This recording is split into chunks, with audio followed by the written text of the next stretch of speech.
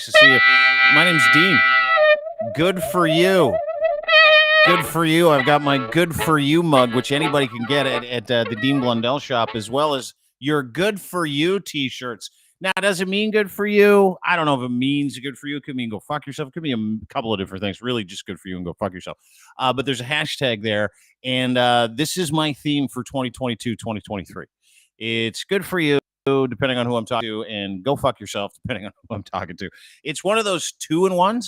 It's like the Swiss Army knife of statement shirts, to be honest with you. So you can go to deanblundell.com, head to the shop. You can buy yourself something there, as well as some decades of disappointment stuff, too. But go and check it out, because this month and this month alone, and I wanted to say this before we got started, we're going to be donating the proceeds over to Alex in Ukraine, Alex Derekov, who's trying to raise money for people who are hungry, currently being bombed by kamikaze drones, something that doesn't happen here in Canada, so you should be fortunate.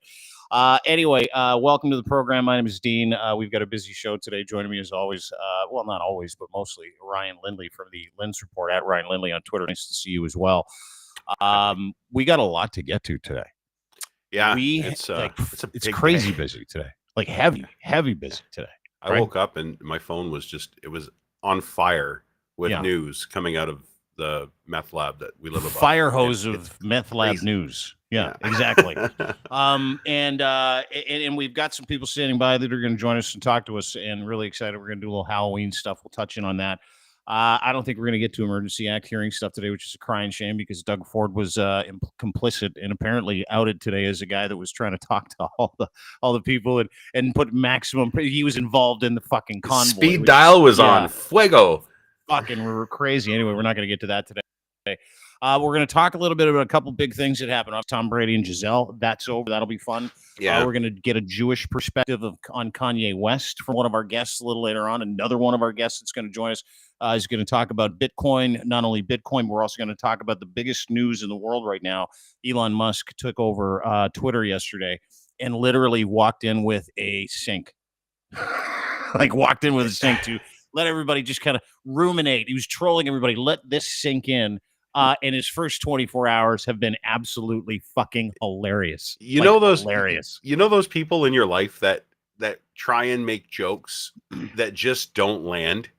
Yeah. He's one of them. He's that guy, and it's cringeworthy to watch. But he thinks he's funny. Right? That's what I mean. Like we all have them in our life, right? Like we know who those people are, and he's definitely that guy in his circle of, I wouldn't say friends, but his circle of yes men and people he gives horses for blowjobs to. Oh yes, somebody told him that was the funniest fucking thing I've ever seen. Elon, do it. Yeah. So we'll talk about that pretty much most of the day, because it's changing how people are thinking today. Everybody's logging off fucking Twitter. People are losing their minds, and I'll tell you why you don't have to. But we'll do it with friends today. Please welcome back to the program from our Hot Wallet podcast, Mr. Scott Trades. Scotty Mack at Scott Trades on Twitter. He's here. Hey guys. We're going to talk a little bit about how he financed this shit, Scotty. We're going to talk about your boy finally taking over. He's your boy. He was always your boy, right? You're probably stoked this morning. But we're also going to talk to another one of our friends about this and the increasing hatred in the climate that we seem to see. And he's big on Twitter as well. Please welcome back to the program from Kenny versus Spenny. You may know him and love him as much as we do. Spencer Rice, ladies and gentlemen. Hell Spenny yeah. is back in the house. Spenny. You know what I always love about you when you come on the show is you do your hair. Yeah, it's looking good. It does look good today. Pretty happy with it. Dean, I'm so excited. I'm a huge Spenny fan. I saw him come on your show a handful of times. And so, huge thrill to be on with him today. And also Ryan Lindley. What happened? I'll let that hang. I'll let that hang in the air like a dead moose. Did you shit can Lachlan? No, he's moving again today. We don't know where this time, but he's got another moving day today, so he can't join us. But yeah, it was a little weird because when we started the podcast, we opened up the show, and I was off getting something. I come back, and Spenny and Scotty are both there a little early, so I turned it on, and Scott's face was hilarious. He's like, I just.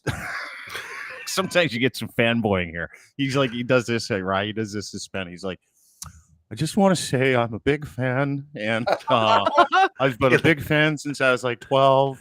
And I love you, and I love you. So he looked like really nice. He looked like me with Afram yesterday. Yeah, the cheese guy. The Yeah, cheese yeah. guy.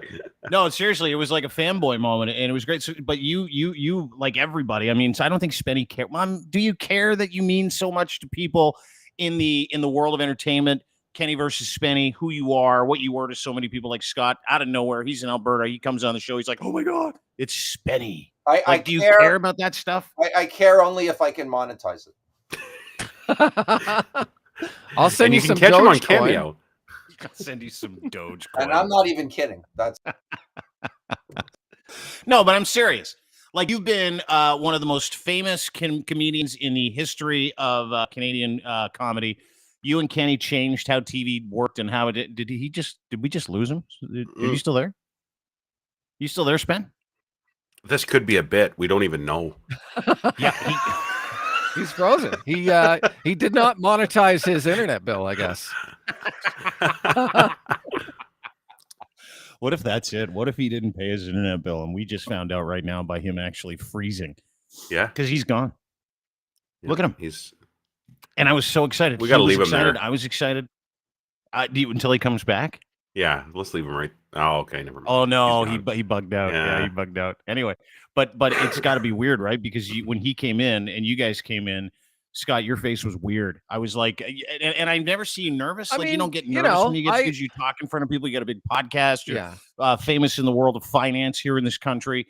So The name famous. Hot Wallet, everybody knows it. It's on the tip of everybody's tongue. Hot Wallet Pod. Mhm. I can't go to the grocery store Nope. without someone asking me for a stock tip.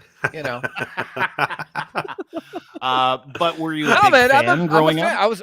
Well, you didn't tell me that he was going to be on the show, number one. Yeah. And so I was just surprised. Oh, I figured I'd see Ryan's bald head, smoking like a chimney, or I'd see Locke, trying on different tube socks or doing yoga or something.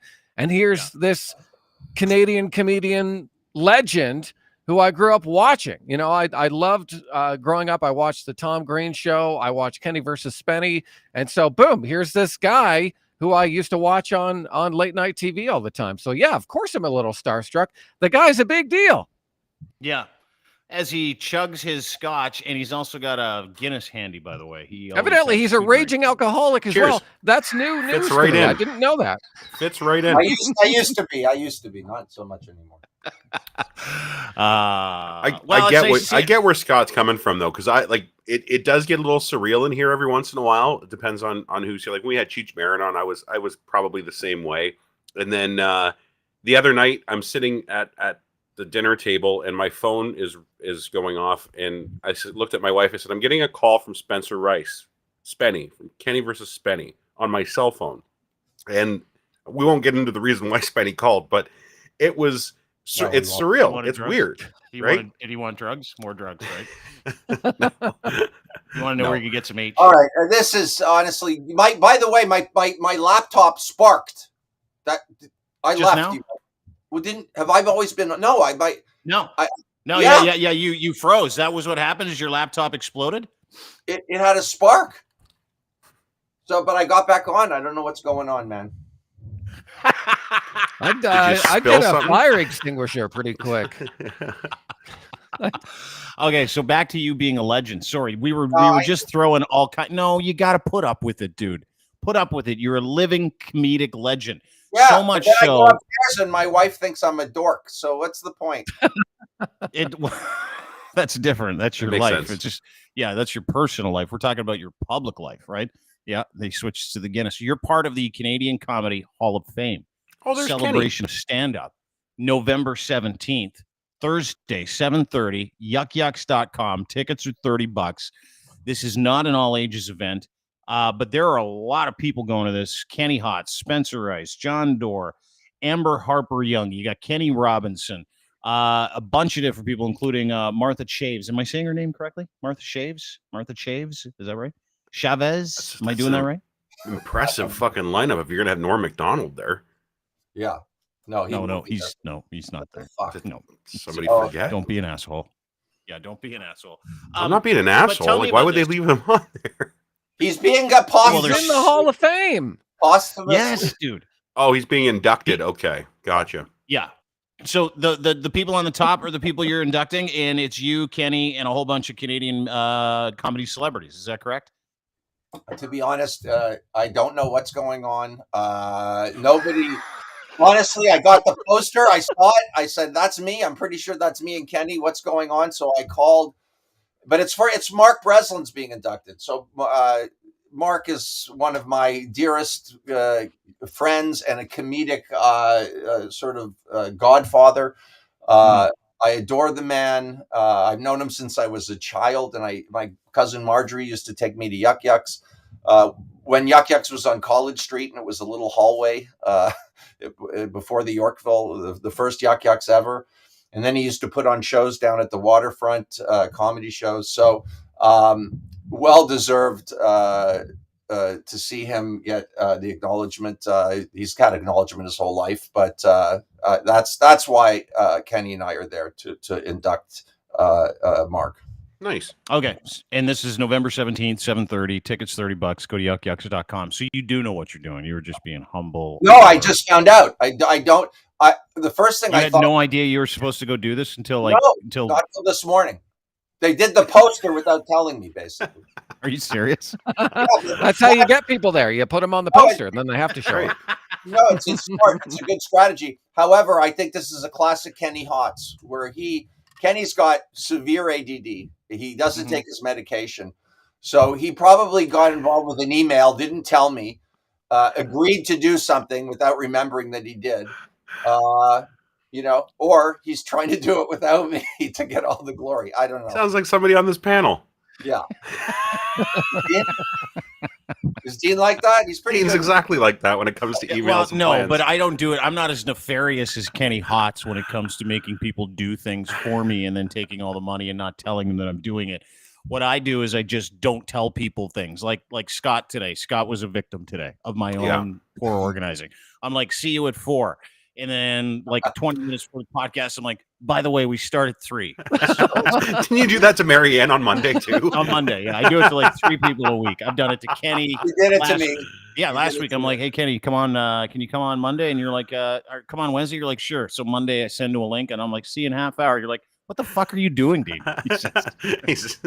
I swear you forgot about the cheese thing yesterday too until yesterday morning. Well, I forgot about it till the night before. We were supposed to go to this like cheese master's place to eat a bunch of cheese and record some stuff. And I get an email like the night before. It's like, don't forget 9 a.m. tomorrow morning. I'm like, what the fuck is this again? Yeah, I get a text. I get a text yesterday at 9:30 saying I'll be there at 10:30. Well, but you know what it is? I don't know if you're the same. Like creative types don't like to be told what to do. So like a daytime or day planner keeping notes. That's for the birds. I'm not interested in doing that. I'm not interested. Ryan, you know what I'm saying? Yeah. Ryan, if Desert Island, one kind of cheese, what would it be? Oh shit! I know that's blue cheese. Well, definitely not the blue cheese, but yeah, what we had yesterday it changed. That changed my palate a bit. I think. I'd have to say either a really good aged cheddar, or like an Irish cheddar, or an English tickler, or that's also a sex move. I think that's a sex move, but or that brie. Remember that brie we tried yesterday, Dean? Holy shit, was that ever good? I've never been impressed by a brie. That thing was fucking awesome. So it was great. It's so hard to pick. When Marlon Brando died, when they went to his house, they opened up his fridge and there was this massive piece of brie with bite marks. Come on. He was like 700 pounds when he died too, doesn't he? That's the best way to go. One of the most unusual human beings to ever. Oh yeah, with Hunter Thompson, like he is. Brando. Brando. Was there like is a rumor that the Marlon Brando, for the last like 20 years, like refused to wear pants or underwear? So that you couldn't. Yeah, so the camera wouldn't pan down to his gut. So they would keep it. Yeah, apparently up here because he was so fat, and so he would show up for scenes like the Island of Dr. Moreau. He didn't record a scene with pants on once. He's just cock was hanging out the whole time. And they're like, hey, we need you to wear pants for this scene because you're walking somewhere. And he's like, you're filming me from the neck up. You know that he didn't, later in his career, he didn't memorize any dialogue. It's all on notes. the camera or just wherever his eye line has to be. It took every scene. They said that would normally, like, if a scene took an hour in normal time, would have taken 7 with Brando because he didn't know his lines. Yeah. And he refused to read them. So yeah, he was an odd duck, like Andy Kaufman-esque. Perfect way to describe like an Andy Kaufman of the dramatic side. I feel like I'm kind of like that in a way sometimes, like where you like the whole note taking, going back to the note taking. Most people take notes. Most people, when they're running a business and they're doing a creative show and they've got like 5 a week, and they write like 15 different things a week. Most people take notes. I take none, because when you take notes, it's like someone says, "Hey, fuck you." That's all I see when I see a notebook. I see this thing staring back at me going, "We want you to do more work than necessary. That's what we want you to do. And then we want you to use this and be a total fucking nerd." And to me, that's the world telling me conform. And I can't do it. It's the same way why I can't start a fucking podcast on time. Yeah. Because starting a podcast at 3:00 every single day, to me, is the nerdiest shit on the planet. It's one of those things you're like, I'm not having a clock tell me. Well, wait a second. You're on the radio for how many years? Yeah, and I never liked that part of it. I never liked showing up on time. Do it. Yeah. He didn't do it. They would run like bits and best ofs before he'd show up. He's lying. Like, he would show up a half hour. I was so perpetually late. They had to do like a best of show for the first hour that I was supposed to be at the station, because I'm like, listen, I'm not getting there till 6:30 from now on. And they're like, what about 7? And I'm like, I don't know. What about 8? And they're like, we can't run 3 hours of a best of and 1 hour of a show. And I'm like, I don't know. I'm not really that into it anymore. And that was towards the end. So everything really worked out for me. Anyway, glad everybody's here. We got lots of stuff to get to. Let's talk about Elon Musk buying Twitter, because this kind of came out of nowhere yesterday, did it not? Elon put out a video first thing in the morning, tweeted out this video first thing in the morning. I'm going to play it for you. And I found it fascinating because I didn't understand it. I'm like, wait a second. He just walked into Twitter's head office with a legitimate ceramic sink in his hands. Like, I had no idea what this meant, and we're going to play it, and I'm going to show you. But this was the start of it was like 7 o'clock, 6 o'clock in the morning, Twitter time out in California, I guess. And this was the first video he posted. This is like hours after the deal closed, where money was transferred, $44 billion. He is now in charge of Twitter, and this was his first video. Let's watch this together.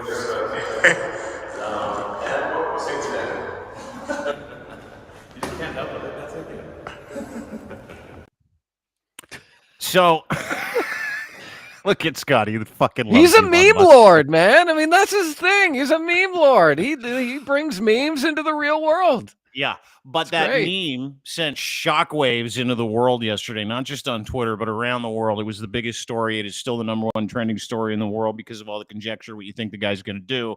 But it's also funny because his first day, he went for fucking broke. He fired literally everybody that made a decision in Twitter yesterday.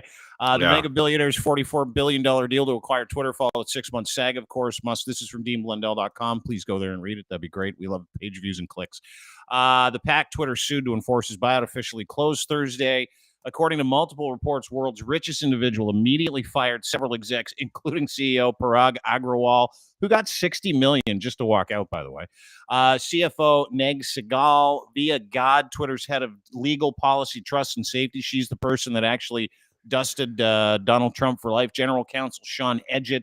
The New York Times reported representatives of Twitter did not immediately respond to requests. Musk, who has 10 million followers on Twitter, hasn't commented on closing the deal outside of his Twitter feed. Here are a couple of his tweets. This is yesterday after posting the video. He says a beautiful thing about Twitter is how it empowers citizen journalism. People are able to disseminate news that an establishment bias. He then put, let the good times roll toward trolling people even more. Look at Scott's face. And, of course, this is the one that he put after he changed his actual bio on Twitter to Chief Twit. The bird is freed. Now, I want to start with Scott, and then we'll make our way around the table, because Scott has been following this man for some time, and if he could, he would be his personal change boy, because he loves him so much. True. No, I'm just making that part up. I know it's not. But as someone who follows the stock market, stockmarketmentor.com, you can download his podcast called Hot Wallet. It's right here at the network, anywhere you get your fine podcast. You've been following this guy, and you've been kind of positive about what he's going to do and what you think he might be able to do. What is your take on this, kind of coming out of left field? Did you think it was going to happen? And what do you make of his first 24 hours and how he announced to the world, fuck you. I own it all now. So I do remember coming on your podcast months ago and saying whatever Elon says he's going to do, 9 times out of 10, he does it. And so I did expect him to actually follow through with the purchase of Twitter. It did cost him a lot. Like it costed him way more than current, than market value. And he did try and get it for cheaper, which is why I think you saw a little bit of give and take over the last couple of months. Is I feel like he was trying to bring the price down because, as you know, the stock market has been coming down, valuations have been coming down, and so I believe that he paid up for Twitter. But I am cautiously optimistic with what he is going to do with Twitter. He talks about it as being the world's town square, and I believe that he has a bigger plan for Twitter than just to be the app that it is. And, this is coming from someone who uses Twitter every day. I've always liked Twitter better than any other social media. I rarely go on Facebook. I have an Instagram, but it's mostly just to share pictures you're not of my an kids doing anti-vaxxer, stuff. so you don't use Facebook. Yeah, that's yeah. And so I love the idea of someone coming in with a vision for Twitter, because as we all use it, I think we can agree that it's broken and needs to be fixed, especially in terms of the bots that come around. Like if I tweet anything about stocks or crypto or whatever, I got to block 5 or 6, sometimes 10 people who are spamming my replies with garbage. And so, I do feel like the vision of Twitter kind of left. Like when Jack left and left Parag, I think that's how you say his name, in charge. Yeah. I do feel like, kind of the spirit of it left. And so to have someone who is passionate about the platform, who uses the platform, for better or worse, in a very effective manner, I think that he is going to ideally do great things with it and kind of make it better. And so as someone who uses it every day, I welcome that. Spen, what do you think? You're a big tweet guy. You love the Twitter. You're always on the twit box. Yeah, you never use capital letters, and your punctuation's terrible on purpose. But you're terrific on it. Yeah, what do you think? Are you rocked by this? Are you scared? What's that? When he walked in, I honestly thought it's a sink that he was carrying, right? I literally thought it was like his space age laptop that he runs SpaceX with, and that he never lets go of it. I really did. It's not a joke. So honestly, the last guy who just talked about it, honestly, he knows way more than I do. To me, it's just a toxic sewer, a mess of random everything. I don't even know how to conceptualize what one person who owns it can change it with. It's just a place where I can promote my stuff, and when I'm feeling narcissistic, share my political views. I have no idea what the bots. I don't know. I know what a bot is. I don't even care. To me, everything's so stupid, fucked up in this whole thing. The fact that there's a person who can control any of it just seems ridiculous to me. It's a farce. It's just it's destroying the world. And let's get on it and fucking to make it happen. Okay, so there's a lot there. Yeah, in closing, you just use it to shit post. It looks weird, and let's have some fun. I honestly, I enjoy. I love that platform more than all the other ones. I don't know why, because I'm very wordy, and it's a concision thing. I like the idea of having to put decent thoughts and concise grammar or whatever. But honestly, I like talking to people. What I'm saying is, and Scott might understand this a lot more than I do. There's no rhyme or reason to it. It's in my hand. I'm on Twitter. When I'm reading something, I react to it. I don't react to it. I don't have any sense of a vision and overall fucking truth to this thing. It's just massive chaos and fun. Yeah, yeah. I couldn't agree more. And Ryan, your thoughts, and then we'll go back to Scott, and then I'll chime in, because you and I are texting back and forth this morning, and you were a little salty about the whole thing. You were a little bit unhappy. Yeah. Well, no, I'm not unhappy about him. I don't care. Was it the uptick in racism? Because that was a big one. Little post on. I've never seen, dude, in the first 24 hours, the races, and to your point, and you're the person that actually sent me these DMs. You're like, get a load of this shit. It's all. Yeah. Well, hang on. Before don't put them up until you tell people. You might not want to read what we're about to show you. Yeah, I'm going to try to show you the ones that we can. Tons of N-words, lots of stuff about Jews spin. I don't know how you feel about it, but it's just been the uptick. Represent. He's doing the old fist pump They in the must be background. doing something right if they hate it so much. I don't know. Well, it's so intense, it's bizarre. Like the amount of racism, like full out racism. Not from here. I think this might be one of them. These are people that started posting, men can't have babies, the election was rigged, COVID is fake, COVID vaccines kill people. Everybody taking it for a ride. Well, then men it gets can't weird. have babies. He's right. This is from Dalton Kleinfelter Reborn. At Dalton Reborn. Actually, this tweet is still up. All of these guys' tweets are still up. So it's like racism is running rampant. Everybody's taking this thing for a spin. N-word, Jewish media, kill. So that's still up. This is another one. A Russ Meyer film? Anyways, go ahead. No, Russ Meyer film. This is from Freedom Fucker, who dropped the N-word and Black Lives Don't Matter meme. And hashtag got George Floyd in that too. Like, yeah, I missed that part. Yeah, hashtag George Floyd.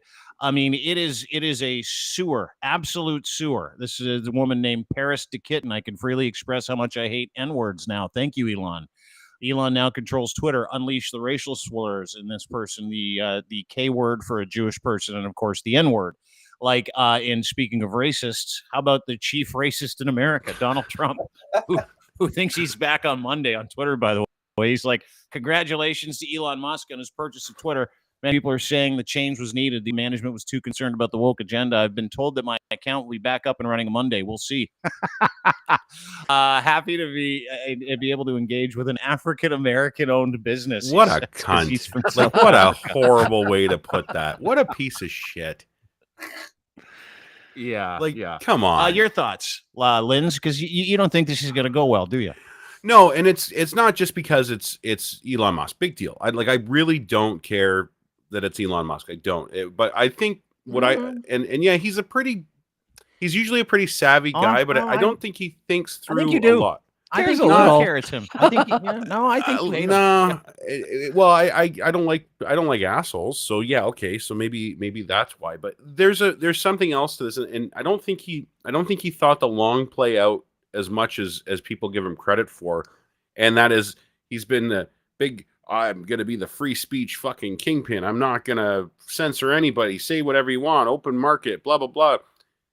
Twitter doesn't just run in the United States. Twitter also runs in communist China. So if he wants to allow people to write articles about the government in China, China is going to have something to say about it, and they're going to say take those down, and he won't. I can't do that because my dude bros will get mad at me for censoring them.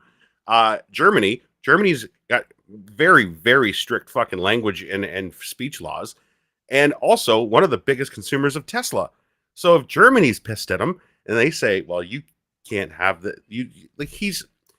it's not free speech is not just an American problem. Free speech and controlled speech and whatever you want to call it, hate speech enforcement is a problem across the world.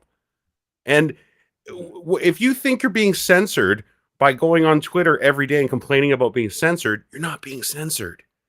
So he's gonna put himself. He's painting himself into a corner. He just made, I think, a $44 billion mistake because you can't monetize. And how do you monetize Twitter? Through ads? Guess what? Brands won't want anything to do with you if somebody's out there shooting the N-word and calling Jewish people the K word. The brands aren't going to fucking buy ads. It's why McDonald's doesn't advertise on 8chan, right? That's right. And this is what I'm saying. Ads for Coca-Cola on 4chan. It's like, that's right. The biggest issue that these guys have, and I read a great article in The Verge today. It was called "Welcome to Hell."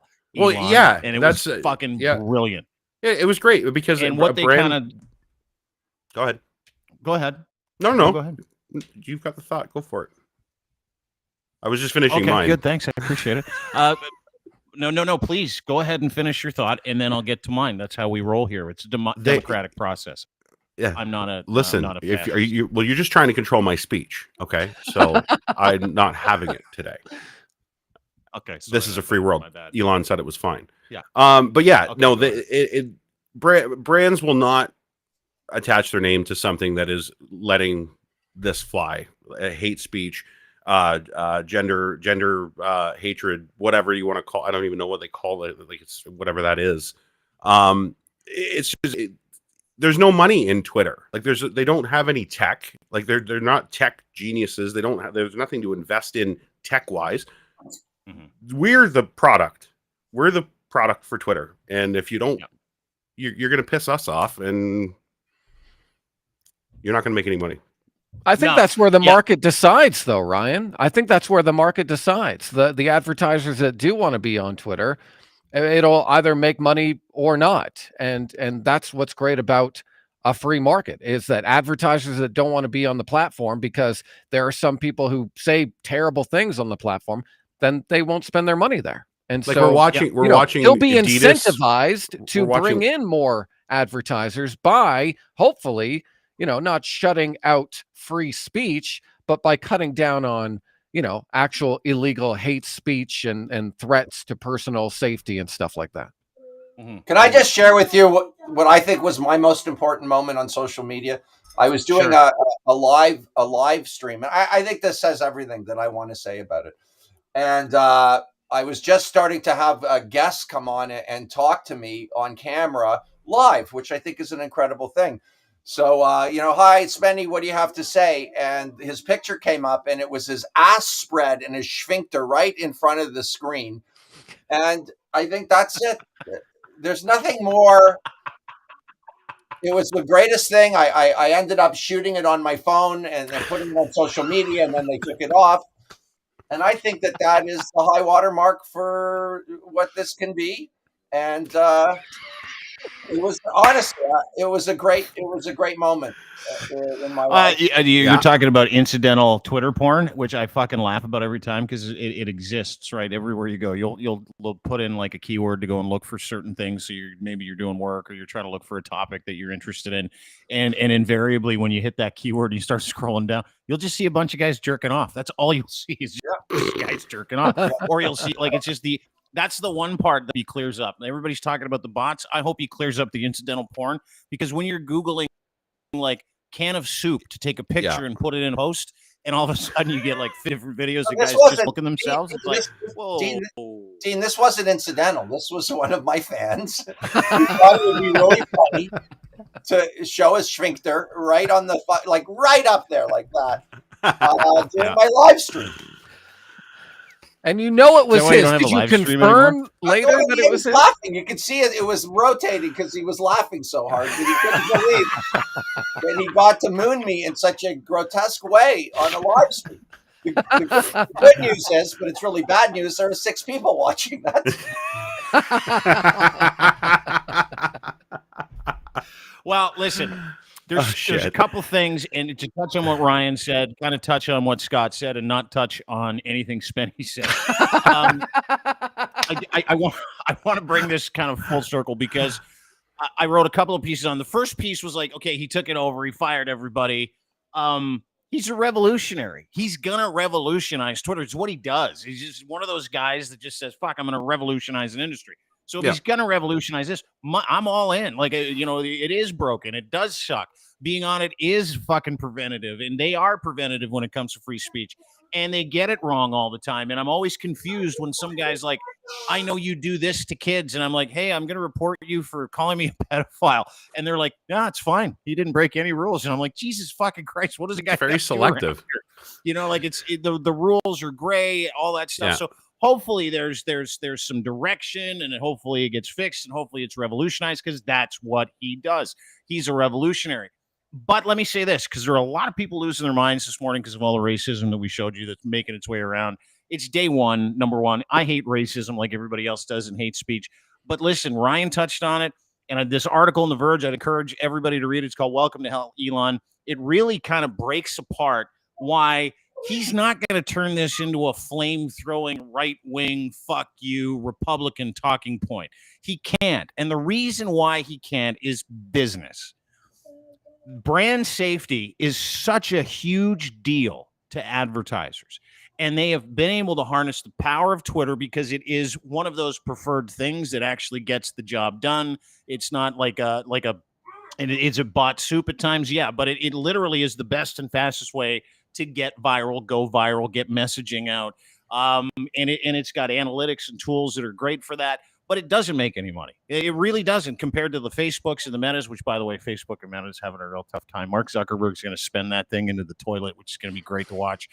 But my point is this, is that it is not possible for ultimate free speech to live next to commerce. It never happens. It doesn't happen. That's, again, I go back to 8chan and 4chan, Kenny, and Scott and Ryan. All these different opinions are great, but like, accessibility is super important, right? Like, it's super fucking important to have commercial accessibility built into your actual social media plan. And I know this because we've had to pivot and do that too. When we first started this platform, I wanted to throw all kinds of shit and show everybody that I was allowed to say whatever the fuck I wanted. Guess what? That doesn't work. It is not a viable business strategy. It just isn't. And so you have to curtail that, and you have to do it in a way where free speech isn't free speech anymore. So my theory is that all the bluster, all the bullshit, it's just PR at this point. He's got everybody on the left. He's got everybody on the right. He's doing these weird tweets. He's walking in with kitchen sinks and fucking trolling everybody to create like this incredible buzz around what he might do. But one of the things that he said, which I thought fascinating, two things. First thing he said today was, hey, listen, I'm not going to bring anybody back to this platform, no matter that Donald Trump thinks he's coming back Monday. I think it's fucking hilarious. I'm not bringing any lifetime bans back until we have a group think tank get together and decide on moderation and how it works going forward. Number one. Number two, he also said to his advertisers, listen, we're going to bring everybody into this ecosystem. We believe in free speech. And he also then, and I found this really interesting, and we'll read it together, wanted to reach out personally to share my motivation in acquiring Twitter. There's been so much speculation about why I bought Twitter and what I think about advertising. Most of it's been wrong. Reason I acquired Twitter is because it's important to fix the future of civilization, to have a common digital town square where a wide range of beliefs can be debated in a healthy manner without resorting to violence. There's currently a great danger that social media will splinter into far right, far left, wing echo chambers, and generate more hate and divide our society. Relentless pursuit of clicks. Much traditional media is fueled, catered to those polarizing extremes as they believe that it brings in the money. But in doing so, the opportunity for dialogue is lost. That is why I bought Twitter, he said. I didn't do it because it would be easy. I didn't do it to make more money. I did it to try and help humanity, whom I love. And I do so with humility, recognizing that failure in pursuing this goal, despite our best efforts, is a very real possibility. That said, Twitter obviously cannot become a free-for-all hellscape where anything can be said with no consequences. In addition to adhering to the laws of our land, our platform must be warm and welcoming to all, where you can choose your desired experience according to your preferences, just as you can choose, for example, to see movies, play video games, ranging from all ages to mature. Kind of a fucking interesting little note there, and I'll get back to that in a second. Mm-hmm. In the end, he says, and I quote, wrong slide, sorry. In the end, he says, that's the wrong slide again. Is this the slide? Or is this a slide? Yes, this is a slide. Sorry, I'm all slid out. I'm not an organized guy. Fucking everybody relax. I also very much believe that advertising, when done right, can delight, entertain, and inform you. It can show you a service or product or medical treatment that you never knew existed. Remember that part. But is right for you. For this to be true, it is essential to show Twitter users advertising that is relevant, possible to their needs, low relevancy, ad spam, but highly relevant ads are actually content. I like that. Like, I don't trust the guy as far as I can fucking throw him. I think he's lying to a great extent about a lot of that stuff. But if indeed that is how he feels, that Twitter's too violent, Twitter's too toxic, Twitter is a mess, needs to be cleaned up. It is not a free-for-all hellscape. It is not about free speech absolutism, which indeed he said like 2 months ago, if you guys remember that. I'm a free speech absolutist. You'd be allowed to say whatever you want. So he's got competing messaging 2 months ago to today. But what he said there, that makes sense. Pretty revolutionary, didn't it? Scott, I want to ask Scott, what when you read that, what is the ability of me to see the buttholes of my fans? Is that going to change? Well, here's one of the innovations that they want to bring. I mean, there's a few. So, like that in the future, when it comes to digital identity and algorithms. So right now, as a user of whatever platform you're using, whether it's TikTok, Instagram, Twitter, Facebook, you are essentially at mercy of the algorithm that they choose for you. And so in the future, with digital identity, we'll be able to choose the kind of algorithm that we want. So if we want to make sure that we see our followers' buttholes, we can check that off on our algorithmic selector, and then we can kind of dial in. Okay, I don't want anything that has the N-word in it. Oh, I don't want anything that is against Jewish people, and so this is, the future technology that is hopefully coming soon when it comes to digital identity is our ability to choose and customize algorithms for our own personal taste. So we can go on YouTube. That's a complete conflict to the town square thing, because you'll just end up with the people. I want the kikes, and I want hatred of black people. So they'll get their programming on the same platform. But you'll be able to do it if you want. If you want all that, you can choose it. But if you don't, that's what I'm saying. Then you're okay. Why not just give them their racist platform? You know what I mean? I don't know. The whole thing. Isn't that what he's saying? I don't know. Isn't that what he's saying? Like through being able to choose that experience for mature content, isn't that kind of what he's saying, Scott? To Spenny's point, is that, to me, it sounds like what he's saying is like, hey, listen, you want to be part of a white hate group? Like, there's an algorithm for that. You can choose to get into the white hate groups. You can choose to get into the groups of people who hate everyone who's left-handed. Yeah, and listen, it works both ways. Like, I would choose to get into algorithms that purely shit on organized religion all the time. Like all the time. Yeah, that'd be a good one. Anti-religion groups, anti-Jesus groups. Like, I would get involved in anti-vax groups. Like, those would be the groups that I would get into. And my point is that for cultural people, that's kind of like, it's where we're at today, right? If you can choose your cultural algorithm, my God, I mean, if you're going to be able to shut everybody else out of your stuff, doesn't that just splinter Twitter into a million different groups? Isn't that what we're looking at? They just launched circles, but Scott, isn't that what you're saying, kind of? Well, I mean, I'm just saying what could be potential in the future. Not that is what they're going to do, but I do like the idea of being able to block pornography from my feed, and being able to kind of really filter in what I use the app for. Like, I use the app for specific reasons. A lot of it is research and for what I do, and so there's a lot that I don't want on there, and so I personally find that valuable to be able to choose what I see. Now, if I want to see it all, then that's different. CNN. Sorry, I want Nobula's vagina on my feed. That's one of my. You know what I'm talking about? It's it's a professional golfer's daughter. She's a reporter in England. That's what I want. And she's the noblest vagina. No, her name's Frank Nobila, or no is his name. He's a golfer. His daughter's a reporter, and she's quite attractive. And Spenny's taking a shine to her, apparently. Yes, totally taking a shine to her. Absolutely. Yeah. Okay. Yeah. Nobila, I think your last name is. He's a genius. If I can get that, then I will say that Elon Musk is a fucking genius. Will you buy a Tesla after that, Spenny? Yeah. Will that force you to buy? I don't have a driver's license, but that's another problem. You don't have a driver's license? No, I don't. Cheers. What? How long? Like ever? Or did you lose it? I lost it. Every time he's on, we learn something new. I love it. Okay. Can I just say one thing, just a general note? George Carlin, I don't know if you followed his career. He was very, I would say woke, but in the best possible way. And then as he became older, he became more angry, less hopeful.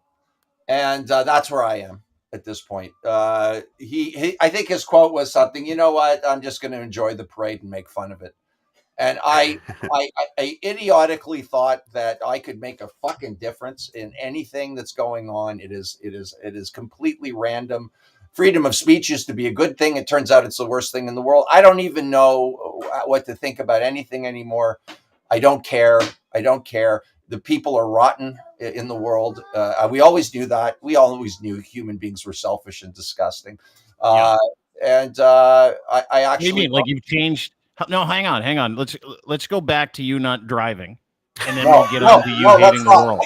Okay, that's this way of laser focusing on the worst parts of my life. No, let's go with the more George Carlin thing. Okay, we'll go to the George Carlin thing. So we'll leave you not having a license for. How is he nefarious getting reasons. to the comedy special? That's what I want to know. Well, he's they not have to pay driving. for my transportation. Oh, It's part of his rider. Yeah. He's got that and just green M&Ms. He's like, I'm just having. I green wish M&Ms Novel was part of my rider, but anyways, I don't think it is. Okay, so here's the thing. This is what I want to ask you. You just said, because you on Twitter, you on this podcast up until today, we're very different. yes, You're like, we need to make change. We got to force people to vote. We got to get people on the right side of history. yes. Today, you've decided that is no longer the case. Is that correct? Yeah, it's a dumb pursuit on my part. Again, if I was, I don't know, Elon Musk with 110 million followers, maybe I'd have a bit more sway. I'm driving myself crazy. Why? I'm ready to disconnect. I'll still post my political feelings. I think the midterms for me is going to be huge. If in the U.S. midterms, there is the red wave as suspected by the pundits and the polls, that is when I will truly put it in writing and say, I don't give a fuck anymore. Because there's an old adage, don't care about someone who doesn't care about yourself. And that applies to the country as well. Is this out of frustration that none of your well-appointed tweets have caused any cultural change? Absolutely. That's part of it. But I knew that to begin with. I'm not naive. But no, it's because I realized that we have so much information about, let's just talk about Trump. What a felon. He's a criminal. I don't care if it's so obvious to me that he's a criminal. And he might become president of the United States again. It's so obvious to me. And by the way, the left has its douchebags as well. It's not just the right, 100%. But let's be honest, it tips heavily towards the right, the douchebaggery. And the lying, and I can even explain why I think it is that way. It makes total sense to me. I may be right, I may be wrong, but the country as a group of citizens who have the right to vote have all the information they need. Right? They're going to be fooled with the sleight of hand of the economy in a global recession. That's what's more important. They're going to be fooled that crime. Do you know that with what happened with Pelosi's husband on Fox News, they're now using this as an example of how crime is run amok? I mean, it's Did anybody hear that story today? Nancy crazy. Don't have their shit together to fucking figure this out when it's there 100%. I fuck the left-wing bias and all that shit. It's just very obvious to me. If they can't get out and vote because they've got more numbers, no question about it. If they're going to be brainwashed or lazy, I'm not going to give a shit. I'll care about Canada because I'm Canadian, but I am done with the US if the red wave happens. There's Sorry, Spenny. I think I know why you're so angry. You're watching Fox News. No, My goodness, man. I'd be honest with you. I don't even have it in my house, but I was just in British Columbia, and in the hotels I would watch Fox News. And I was completely disgusted by it. I just watched the Rupert Murdoch doc that was on CNN. But let's forget the bias. Let's forget CNN, Fox, and MSNBC. It's just obvious. Yeah. It's just obvious to me. Okay. Yeah. And I know it's obvious to everyone in this fucking room who the bad guys are. And it's obvious to me that if people voted in numbers that were representative of what people think, the Republicans would never win. I believe that. I may be wrong, but I believe that. And conservatives here wouldn't win either. Yeah. Right. So if there's a red wave, it's because people are either so dumb or so busy or so lazy or they don't give a fuck. Why should I care? If they don't care about their country, why should I care about their country? Like, what am I doing? That's a great point. That's a great point.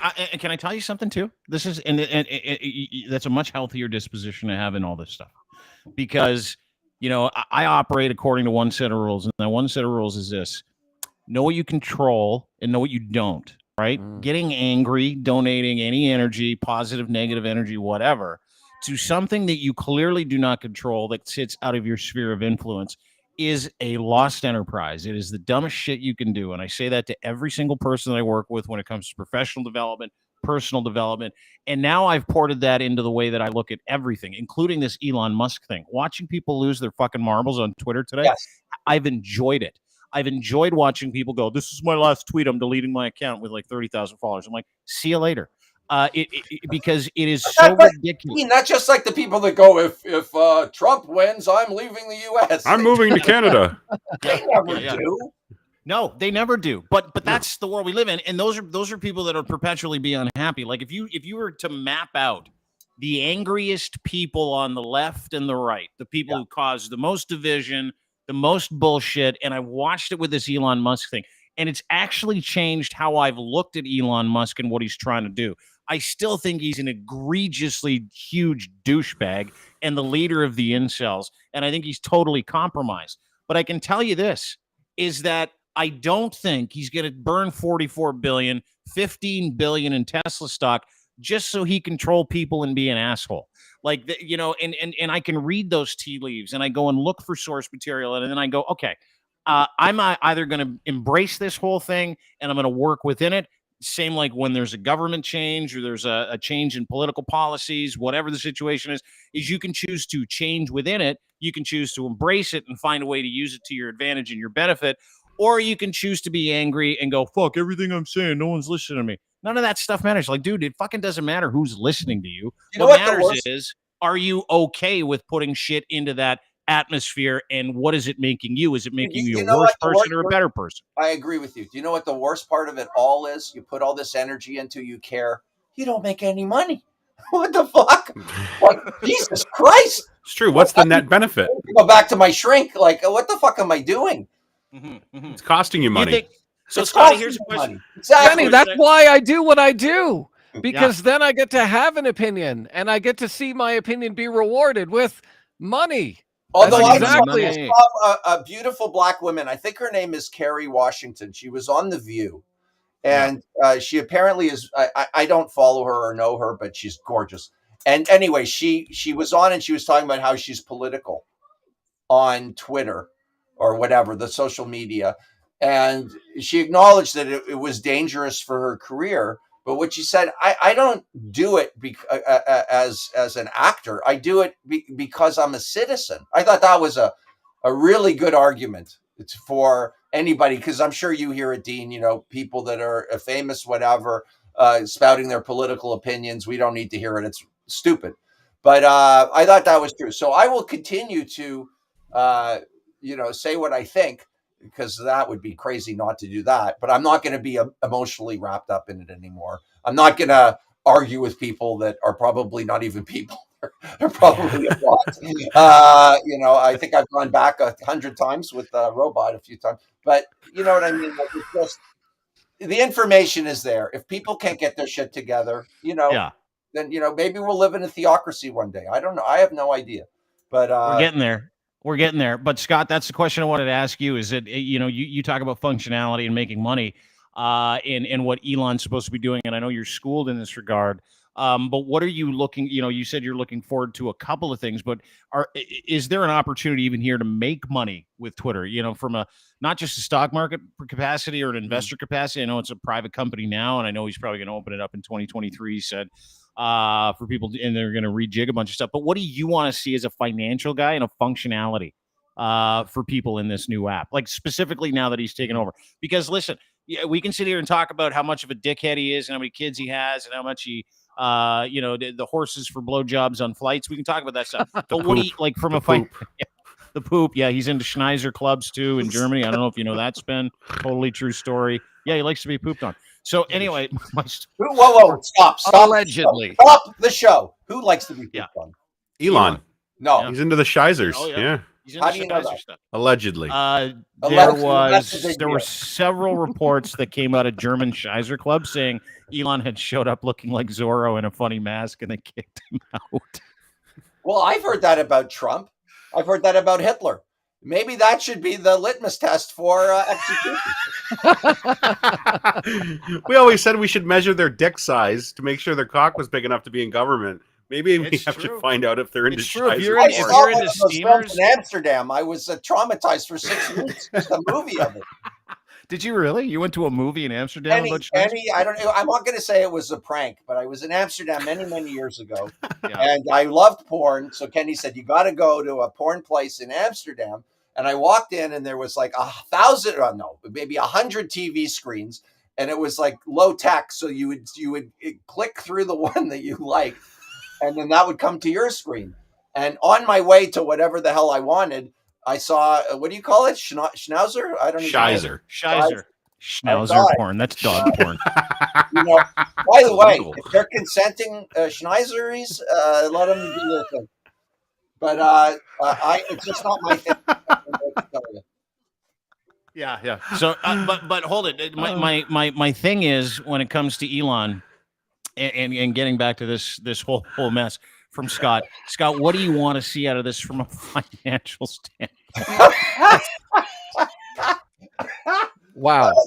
We're really jumping around on topics here, boys. No, we're on Elon Musk. We're These are on topic. Elon, So I do videos, believe that there is an I opportunity. was more than bowel movement. I don't know. We need a T-shirt of consenting schnauzers. I'm convinced. Yeah, we you need to t-shirt take now. like 90% of what Spenny says and put all of that on a T-shirt. Do I get any money for it? Again, See? I'm No, Yeah, that's of course you payment. do. Payment for order flow. So I do think that there is an opportunity for, I don't know if For you guys us? heard recently. Is there an opportunity but, for us to make money here too? Get into that. Go ahead. Sorry, I didn't mean to interrupt. Go Yeah, ahead. easy. It's buy Bitcoin, Dean. So there stop is an it. opportunity for Stop it. Twitter to really kind of implement payments into their platform. That's one thing that a lot of people in the circles that I follow are talking about. As you know, Elon had a big hand in PayPal. One of the things that PayPal is doing with their new terms of service is a potential to take some of your money. So they have the ability to fine you $2,500 if you spread misinformation. They'll just take money from your PayPal account. And so there is an opportunity, in my opinion, for anyone who has a Twitter account to make that Twitter account, a money account in some way. And they kind of do that now where I can send you Bitcoin or send you a tip. I don't know, Dean, if you have the tip feature on your Twitter platform. So what if you had the ability to essentially have your Twitter account also work as a bank account? Banks are getting dematerialized every single day with the advent of crypto and stuff like that. Elon is a big fan of Dogecoin, as you know, and so you can actually buy things with Doge through Tesla. You can buy accessories through Tesla using Dogecoin, and so I think that there is an opportunity there for them to kind of monetize the platform and use it as a little bit of a bank as well. So that's something that I'll be looking for from an investment standpoint of like which tokens, like if you, I don't know if you guys have seen, Dogecoin is up about 50% in the last 3 days, just based on Elon. And so, it's I'm Jewish, so I don't have a tip. Is that going to be a problem for you? They just glue it back on. They just put it back on. I have no idea what you're talking about. You're a genius. Can you make me some fucking dough off this machine? I'll give you 6%. I don't know. Tell me what buttons to push. I'll say whatever you want. We'll talk after the show. Please. Yeah, I'll hook you guys up in a DM and you can. Yeah, you will. Speaking of being Jewish, Kenny, you mentioned that several times I'm today. Spenny. Before we get to Tom Brady. Dang. Spenny. Speaking The of third being time Jewish, you called me Kenny. Dean. sorry, fuck it, dude. It's an accident. It's The synonymous. poster messed him up. I know. Yeah, it's like Tim and Sid. No, it's just Tim. You can't just, you know what I mean? It's like Kenny actually paid us to call you that. Yeah, it's like burger and fries. You don't go burger and rice. Right. Sorry. My bad. I apologize. I love you very much and think you're wonderful, and I'm sorry. No, it's okay. Now, where was I again? What was I saying? Good. And being Jewish. Jewish. Yeah. What do you make of Kanye's anti-Semitic rant and losing $1 billion in a week? Well, I'm a little anti-Semitic myself.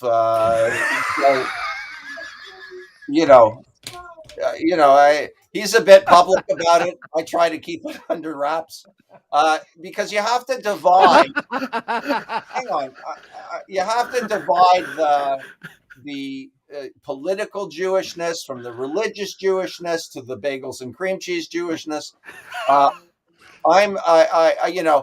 I love that he's losing all this money, and that. Jews apparently created Hollywood. I don't think they control everything the way they say we do. If they did, would I be sitting in the basement doing your show, Dean? Think about it, right? So it'd be a lot richer right now, is what he's saying. A nicer basement.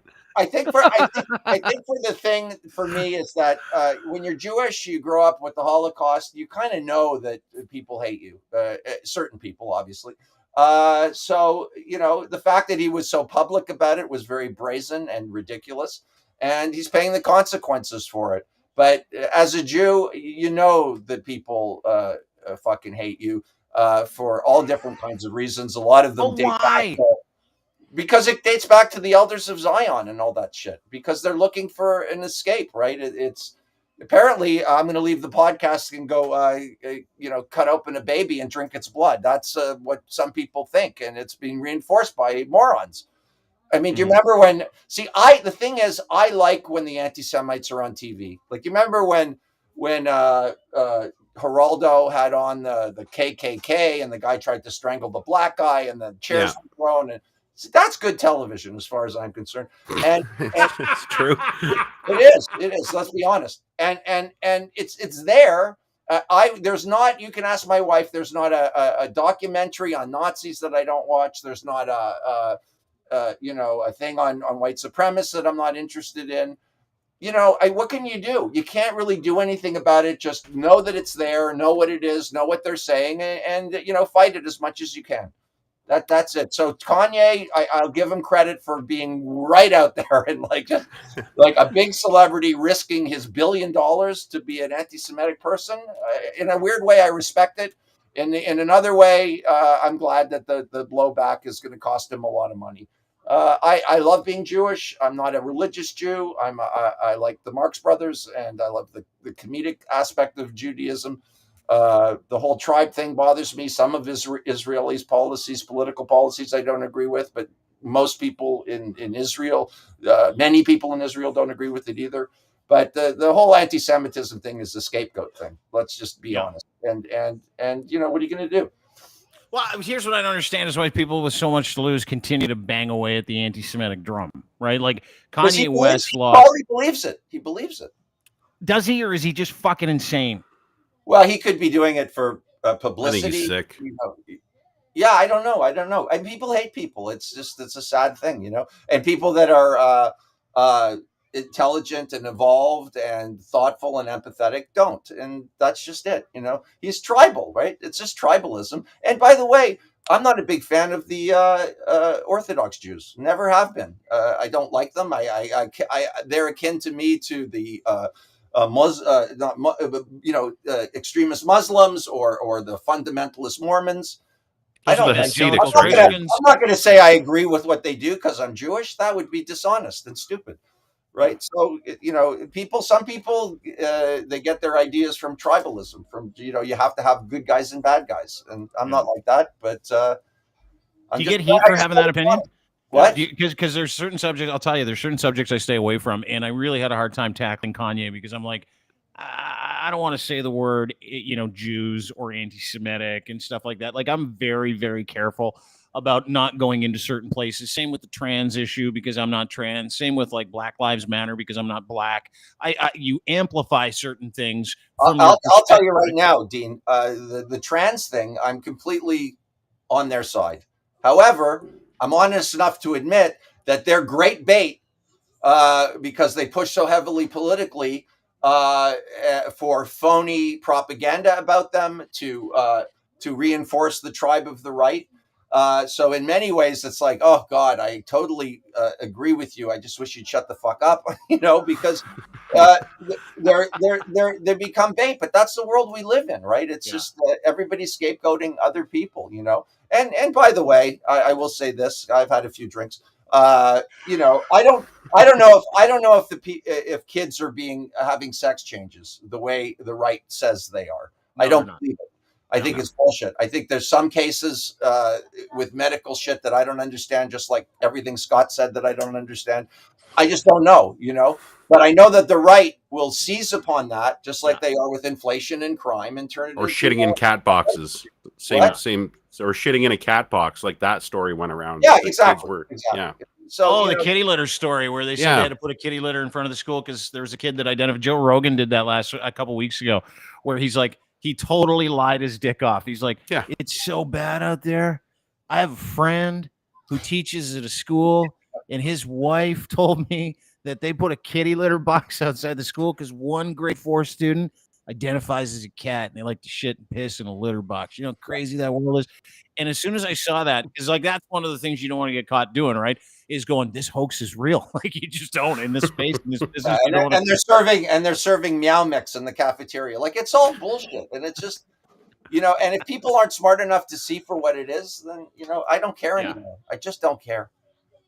I will care. I will give by the way, let's talk about this. If there's a blue wave, if Michael Moore was right, and it turns out that on election day, 2 weeks from now, when some of the races have been decided beforehand, all these people lose. And I'm talking about fucking, like, first of all, that football player, what's his name in Georgia? Herschel Walker. He could be a senator in New York. Like it is. I'm sorry. Crazy. If Mike Dr. Oz, did you see the debate with Dr. Oz? Yeah. Well, Dr. Oz, you know what? I watched that debate. We can talk about that separately. But no, but Herschel Walker is legitimately not just done well, but he's got like pure CTE, can't put sentence together. Like every week there's a new abortion that he paid for. A new kid comes out of the woodwork that's mad at him not being a dad for 20 years. I'm a racist now, right? Now I'm a racist, right? Like, and we do that game on them. It's just so toxic, and I'm so sick of it. Yeah. It's so I'm enjoying it actually for the first. It's funny because you're sick of it, and I'm actually enjoying it. You're right. I do enjoy it. I do, which is sad to admit. Yeah. Well, you can say you're sick of it personally, but professionally, this is the greatest time in content history. Yes. The craziest bastard who's the richest man in the world. He's the king of the incels. He just bought fucking Twitter. You've got Donald Trump who might be making a return. You've got an election coming up in the United States. You literally have the dumbest fuck in the world, the leader of the opposition here in Canada, who's totally a redneck, who Alex Jones is like, that guy's going to save Canada. Like, fucking, we live in a bizarre world. So when I look at this... hang on. There's so many people that look at all this stuff through a lens of negativity. I look at it like, I can't wait to get on the radio today. I can't wait to get on the podcast today and talk about it. I can't wait to tweet about this. It's just instant. I retweeted Nick Fuentes. I always retweet Nick Fuentes. Do you know that guy? Yeah. Why? Most anti-Semitic guy in the world. How can you not? I'm physically, my arm just like, he's such a douchebag. And people say, how you're spreading his message. I go, no, I'm not. He's a fucking moron, and he's a religious fucking animal. Like, I have to do it. I have to. Yeah. I'm incapable of not retweeting guys like that. I know, because it's just so fucking bizarre. Like you can't make this shit up. It's like the Jordan Peterson stuff. I get in trouble every time I retweet a Jordan Peterson thing of him crying, breaking down a question, going, and if this doesn't happen, then the world's going to go to hell. And let's look at the word the. Let's look at the rhymes with the word and it makes me sad, man. But you bring up a good point about what you do for a living makes you more likely to do that because what we do. With me, I don't really have that excuse because I'm not making any fucking money. You know what I mean? Like this is like pure just fucking vengeance and anger. That's why I do it. Yeah. I don't know. I look at it like it's smooth handle, rough handle, right? Like when anything presents itself, you can get angry and grab the rough handle and go, fuck this. And you can fight like you were doing for the past couple of years on Twitter where you think you're going to make the world a better place. Or what you can do is grab the smooth handle and go, let's have some fun with this because this is fucking bizarre. Like there's this new movie coming out called Died Suddenly. Have you seen the trailer for this? It's hilarious. Oh, fuck. It's put together by this anti-vaxxer named Stu. Stu, the anti-vaxxer? Yeah. Stu buddies with Terry. Stu. And he's like a right-wing fucking nutcase who's been deplatformed from Spotify. You know how fucking hard that is to get deplatformed from Spotify? Shit. So we put this I don't even know what it is. Anyway, put this fake documentary together. And the fake documentary is about all the people that have died suddenly and saying it's all COVID's fault. And they've got the incredible blood clot videos and stuff like that they source, and COVID actors and crisis actors all taking part in this thing. And you know how many people sent that to me yesterday? Because the trailer dropped. 200. Yeah. 200 anti-vaxxers sent it to me. And I'm like, this is awesome. I'm going to write a story about it. So I put the story up and I'm like, this is just all bullshit. Then I got about 20 different complaints from people this morning going, I can't believe you shared that. That's crazy. Even though you shit on it, you shouldn't be sharing it. I'm like, of course I'm going to share that. Is that the story, Dean? Is that the story where they claim that some guy says that 200 million people died from the vaccine? Yeah. We're all getting blood clots and dying of aneurysms. In 5 years, and they've got definitive proof from doctors who aren't doctors that have performed autopsies and coroners saying we've never seen anything like it. They're all paid. They're all compromised. They're all actors. All of them. So they're all getting paid. So why don't we say 300 million and make some fucking money? I've always said we're on the wrong side of this. We let our stupid morals get in the way. It's the 6-minute abs version of fake documentaries. Yeah, it's not a bad idea. I like that idea. Yeah. Fuck it, 400 million. Let's go. Yeah. Let's do it. Let's have at it. Foremost authority, Dr. Ho. He lives down the street from me, by the way. Very funny guy. So you see him walking around Dr. Ho all the time. His office is just down the street. He lives down the street. Oh yeah, you see, Doc. He's always in his scrubs, and he's not even a doctor. It's fucking hilarious. You got to point this out next time, please. I need to meet Dr. Ho. Just diagnosing people on the street. And he's like the happiest guy in the world. He's like, your back pain looks like bad. He's like, oh my God, I feel pretty good. Because you need this, chasing people around with electrodes. Yeah, trying to shock them on the street. Dr. O. Get back here. Dean, yeah. Do you ever, in the back recesses of your mind, just wonder for just a sec, what if they're right about everything and we're wrong? Yeah. Because that happens to me a lot. Yeah, dude. I watched that documentary, the fake documentary, and if I didn't know what I knew, I would have gone, maybe there's something afoot here. Like, that's kind of and then like I would say literally, because I didn't talk about COVID for the past like 6 months because I was so exhausted by it. I was so exhausted by the arguing, and I was like, fuck, I'm just talking about get to content, something else. And never, there's a period there where I'm like, why bother with the mask? These vaccines even work? And I had to shake my head and go, fuck. It's almost like they're getting in there. Is like, it's so intense. I don't mean to be disagreeable, but my daughter has been testing positive for COVID. None of us in the house, and I mean, I cuddle, I snuggle, I kiss, and I'm not saying anything other than it's just those are the kinds of things that give me pause, and I go, could that fucking retard hockey player, what's his name? Could he be right about everything? Theo Fleury.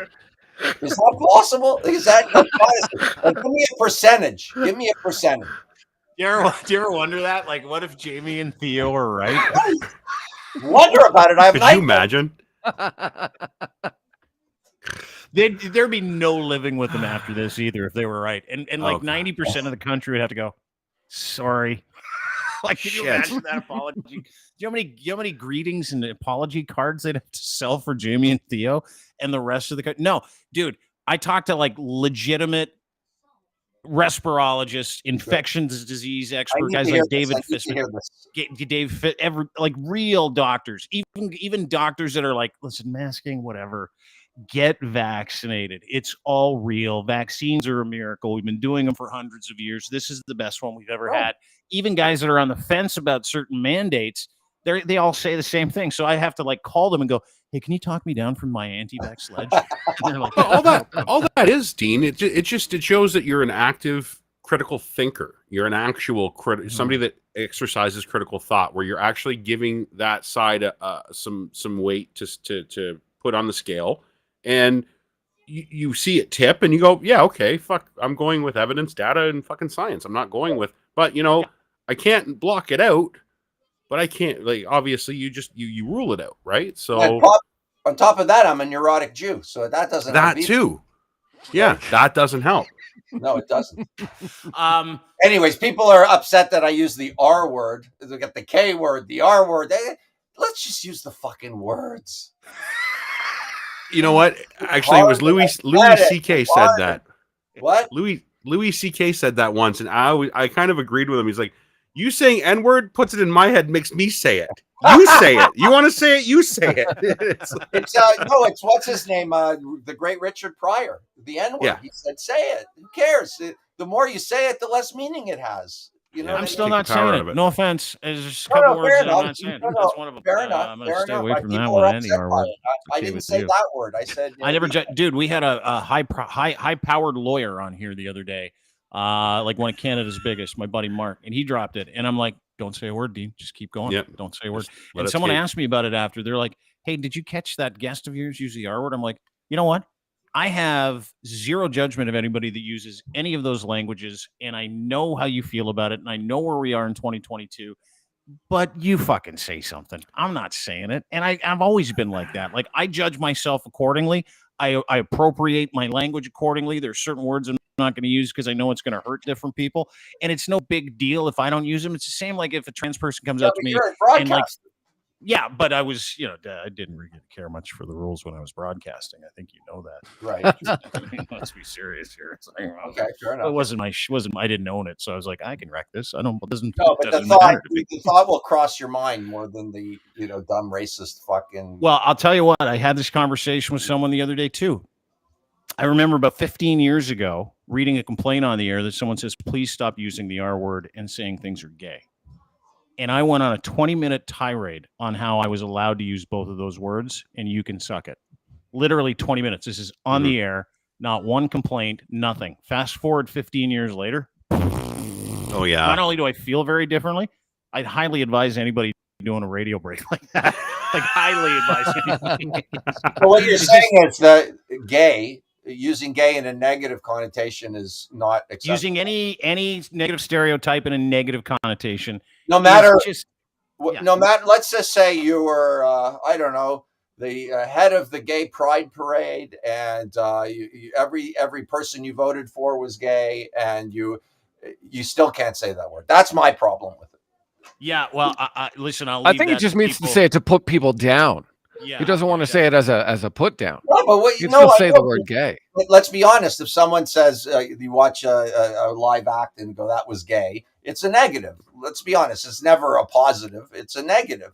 But why does that automatically assume that I think all gay people are bad? It's just a fucking word. It's but anyway, but it's a there's word. It's a negative connotation you're attaching to a community without actually talking to anybody in the community. So it's like I talk to them. Yeah, I know, but it's still no good. You can't do it. There's not a bank. There's not a bank. There's no credit. What I'm You don't trying get to say is. credits. What I'm trying to say is. By the I way, talked to 10 gay people today. Stop being gay. I My talked wife's to going them. to kill me. But listen, because I'm supposed to be upset. What I'm trying to say is, look at the people that threw soup on the masterpieces. Oh, right? can you? I'm fucking so tired of that, gluing themselves to paintings. It's so dumb. I know. It's so stupid. dumb. But why can't they have a sense of humor about themselves? I sit here and make kike jokes. My whole act is a lot of it's based on Jews being cheap and me wanting to monetize everything. Why do I have a sense of humor about it, and some people don't? That's what bothers me. You can, if someone does something, violence against gay people, or is truly an awful person, that's one thing. But to control the language, it creates a feeling of a sort of fascist dictatorship that you can't say this and can't say that. And it bothers me because it has no relation to where the person's real heart is, generally speaking. If I call a girl a chick, does that mean that I don't respect women? Yes, it does now. Yeah, it does. It doesn't. No, it does. It does out there. Yes. It does. It doesn't. Exactly. Yeah. You got to go. You said your wife's going to kill you. Well, I just got the angry look. Well, listen. Thank you for dropping several words that might get us banned. That's probably why she's giving before you you leave. No, really let me just say. Well, then let me help you out. First of all, I think women should run the world, and I've said that publicly. I've said that on this podcast. Yes. I'm not gay, but I have zero problem with gay people whatsoever. And if I use that word, it has nothing to do with them and their ability to be happy and enjoy life. So it's just what you said, Dean. It's the word, the control, I think that they mean well, but it rubs a lot of people the wrong way. Not necessarily me. I can go without saying that word, but I go out of my way to say it to make the point that not everybody that uses that language. Not everybody that uses that language is your enemy. I know, buddy. And you know what? It's funny because there's lots of space here for people to be able to kind of have a conversation and talk as they talk, and there's no judgment here. So I totally understand what you're saying. And more importantly, appreciate you being here. And don't forget, if you want to see Kenny and Spenny, I know your name isn't Kenny, it's Spenny. You can get tickets. Go do so November 17th. That is at Yuck Yucks. If you go to yuckyucks.com, $30. Celebration of stand-up Canadian Hall of Fame induction ceremony with for Norm Macdonald, for Mark Breslin, Mort Saul, David Steinberg, funny guy, and Mike McDonald, another funny guy too, Super and a funny. bunch of very famous comedians, including John Doerr, Kenny Robinson, a buddy of yours, right? And Kenny and Spenny. John Doerr is hilarious, by the way. Very funny. And this is in Toronto, right? Yeah, and here's a joke that he once did. We saw him live. We should go. He met an Asian girl that he liked, and he said she had me at hello. Is that bad?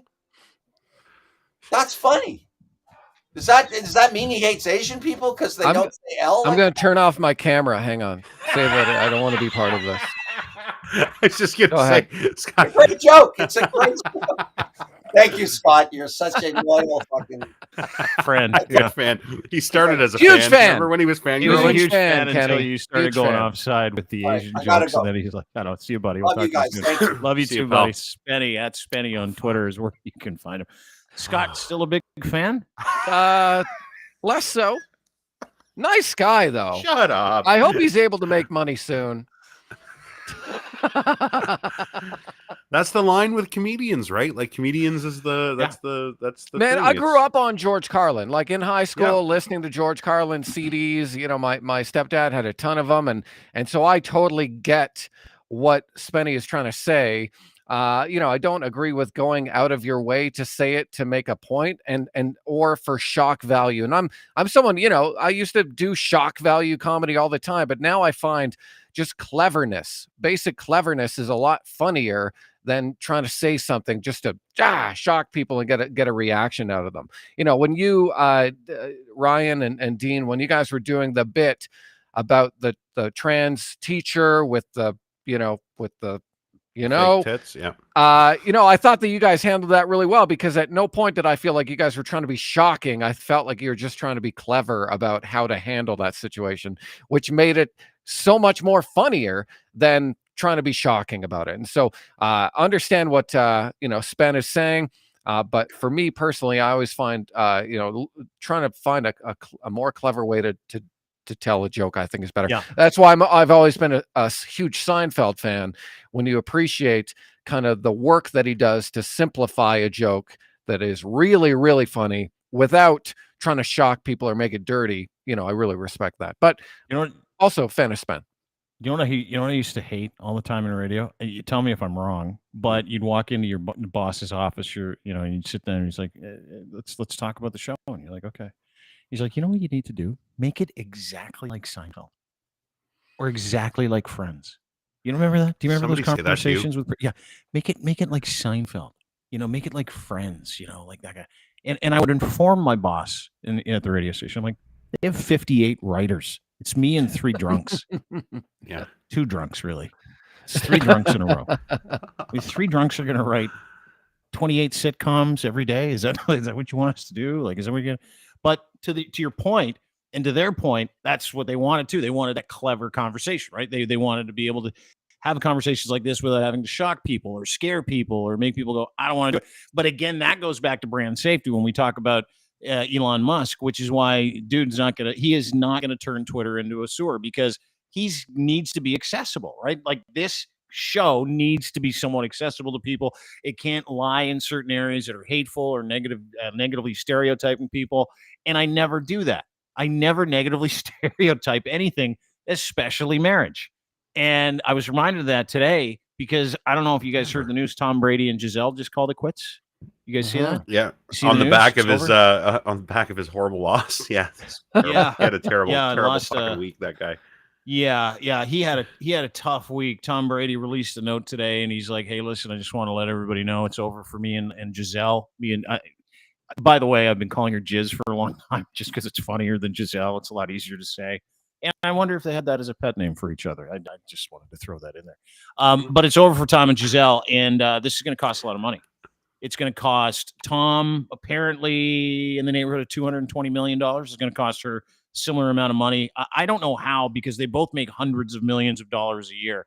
But the best part was this came like literally the morning after he lost on Thursday Night Football to the Ravens, 27-22. His third loss in a row. Now, for everybody out there that said, I want to be Tom Brady for one day, yesterday was not that day. No, it was not that day. He did not want to be Tom Brady yesterday. He did break a record, though. He is now the most sacked quarterback in the NFL history. Is he really? Yeah. Well, he has the most sacks for 40 years. Well, that's what I mean. Well, at least he got something out of it, right? Yeah. Did he ever? And while he was getting sacked and dummied by the Ravens yesterday in the worst season of his professional career, the ink was drying on divorce papers with the hottest woman on the planet, by the way. End of an era. Gisele gave Brady an ultimatum. Rookie's photo said, if you play on Thursday Night Football, I'm filing for divorce. Guess what happened this morning? Divorce City. Tom put out a nice big, like, hey, everybody, time to move on. Everything's good. If you could give us a little piece. The same shit that everybody puts on these things, right? The same stuff that everybody does. In recent days, my wife and I finally learned divorce. We arrived at this decision after marriage, much consideration. Doing so is painful. We kindly ask for privacy and respect as we navigate what is to come in the days and weeks ahead. How much privacy and respect do you think they're going to get?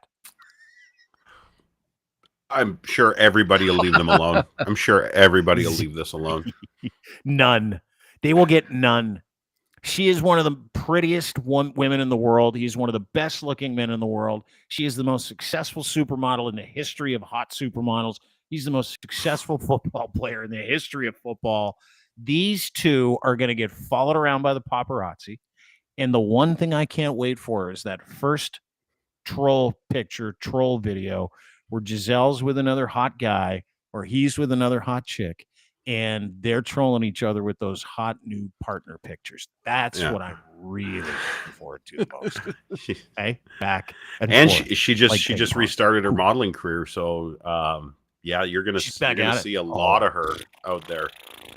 And this press is great for somebody like her at this point. Oh, so, good for her. Yeah. I hate saying this, guys, but everything has been downhill for Tom Brady ever since he changed his Twitter profile picture to have the laser eyes. Yeah. The Bitcoin laser eyes. That was it. That was the top. That was his top. That was the top of Bitcoin, and that was the top of Tom Brady. Yeah, it really was, wasn't it? Like he went full on Bitcoin laser eyes in his profile pic, and that was like this last summer. And all of a sudden, coach leaves. He has to take a leave of absence from the team. He and his wife start fighting. And you know why? Because he was all stressed about his Bitcoin. That's why I never did the laser eyes. I just kept the Bitcoin.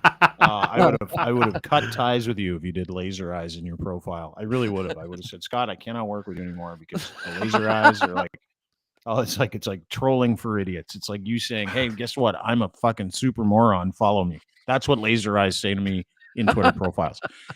Anyway, Tom and Gisele. This is her first marriage. His kind of second. He and Bridget Moynihan had it, by the way, who's, I think, unbelievably stunning. Bridget Moynihan from iRobot. Remember that? Remember that little flick? Her and Will Smith in that movie? I would highly advise him to not get married again. And I was talking about it with a buddy of mine, and he's like, think he gets married again? I'm like, I don't fucking know. He goes, what kind of idiot gets married twice? And I'm like, what a brilliant conversation to have. Who the fuck, after the first marriage, goes, let's do that again? Seriously, other than Ryan and Spenny, who just left. Who in their right mind goes, you know what? That was a blast. Ended poorly. Lost half of all my shit. Had to get counseling for 2 years. It's time to get married again. Like, who does that? Who? Dean, who in their right mind? My dad's been married 4 times. That's okay. That's a bit much. Two you can. And I've always said if my current marriage doesn't work out, I'm not getting married again. Mm-hmm. Because of what you saw growing up. Did your dad get married 4 times when you were a kid, or is the last couple, have they been recent? Like he was just he loved getting married. What was his problem? Did they die? He got married 3 times before I got married, and then he got married again. How do you handle that? Like, well, how do you say, hey, weed is legal now, so that helps. No, but seriously, did you sit down with your dad after the second one when he's getting ready to get married again, getting into his third marriage, and go, "What are you doing, man? Whoa, big Why guy. are you doing this?" No, I did. Honestly, I kind of took it the exact same way that I take everything that is going on in the world right now. Oh yeah, that's it. Okay, that's happening. Well, I'm gonna keep living my life, I guess. Because I can't change it. They were all fine ladies. They're all great. I at one point my sister and I did kind of talk. We like, you can be Maybe with it's someone him. and not get married. You can just be together. Still good. Last time I checked. You don't have to sign over half your life every time and all your savings and my inheritance. Did that every time? He did that every time? I'm pretty sure. Does he gamble? Is he a gambler? Is he incredibly No, I don't wealthy? Is he one of those guys that's like, I have so much money that it doesn't matter how many times I get married? No. Not even close. Do you still get four? Do you still get four presents at Christmas from your stepmoms? Or it crushed him? It crushed him every time, and he still kept getting married. The weird thing is that I have most of them on my Facebook still. And so, they get married and, I guess I'll add them to my Facebook. And then they get divorced. And I'm like, well, I just have some lady on my Facebook. So that's why I like Twitter better. And that's why I like Elon buying Twitter, because I don't have to go on Facebook. They're really coming together now, Scotty. Like your history in radio. And it's like you're just walking around with a dad that just loved to get married. And I hate to ask you the personal questions, even though I don't. I love the personal questions. Any of these, was he a widow at any point, or are these all divorces? Oh, no, I'm not even counting the girlfriends. I'm not even counting the girlfriends. Any of them die? Yeah. All right. There it is. One of them did. And oh man, I shouldn't get deep into this. Yes, you should. You should. Go ahead. They're all nice ladies. But I do remember at one point him, complaining about this one lady he was with. And again, fine. She was fine. Whatever. And, but he would always find problems with them all. It's always them. And so complaining about them. And then I remember him vividly, like we're driving in his truck and he's complaining about this lady. And then like a month or so later, sometime later, this lady actually died. Like she passed away. She had an aneurysm, passed away in the middle of the night. And then he flipped and he's like, I'm a widower and my heart is broken and she was the one for me. And I'm like, Dad, like a month ago, you're saying she was an alcoholic, and I just was like, oh, but now you're a widower. So anyways, got some daddy issues there, Diener.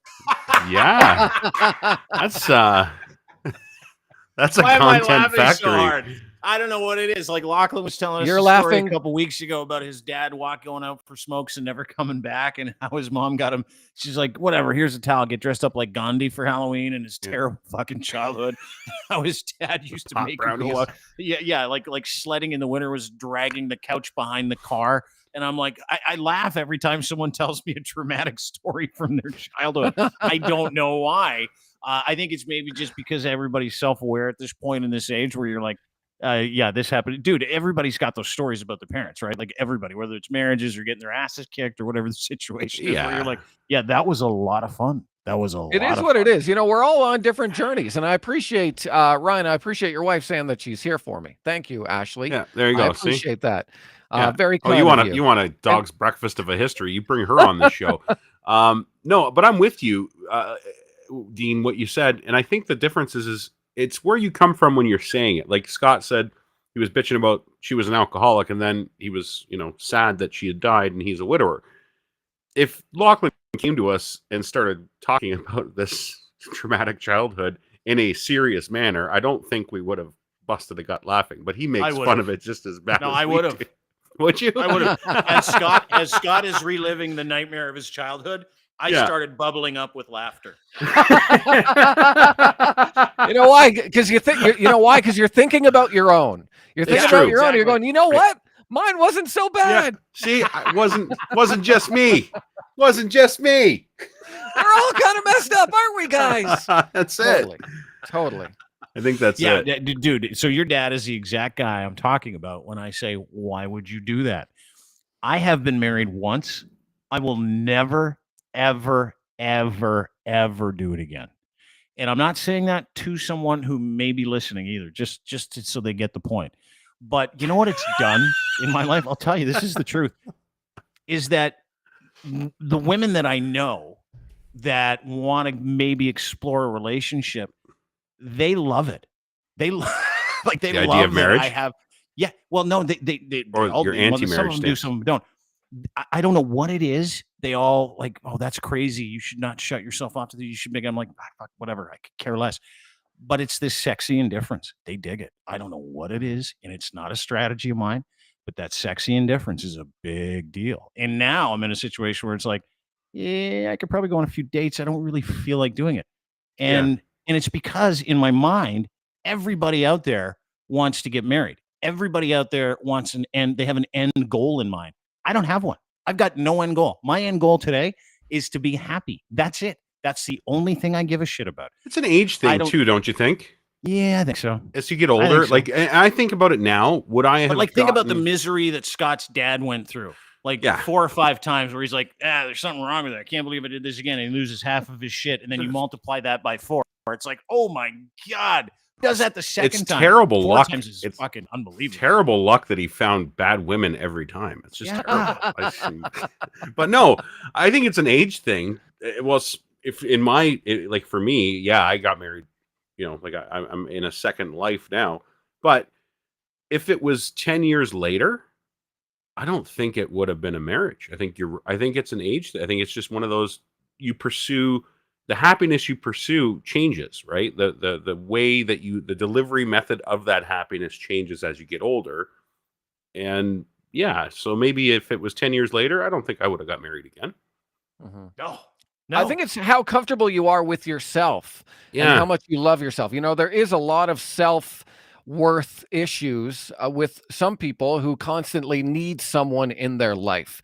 And, when it comes to my dad, like, I get it. His dad was an actual alcoholic. And, I understand his history. He had to end up raising his sisters, because his mom was working and stuff like that. And so, he constantly was taking care of other people and then had that need for someone else to be there for him. And so, I've done a lot of therapy through that and to kind of understand, okay, I understand, I see what happened, but why did it happen? And so, I think it is a lot of self-worth and self-love that people need to do to realize, oh, well, I can just be, and people will love me regardless or not. Yeah. I'm also madly in love with my wife.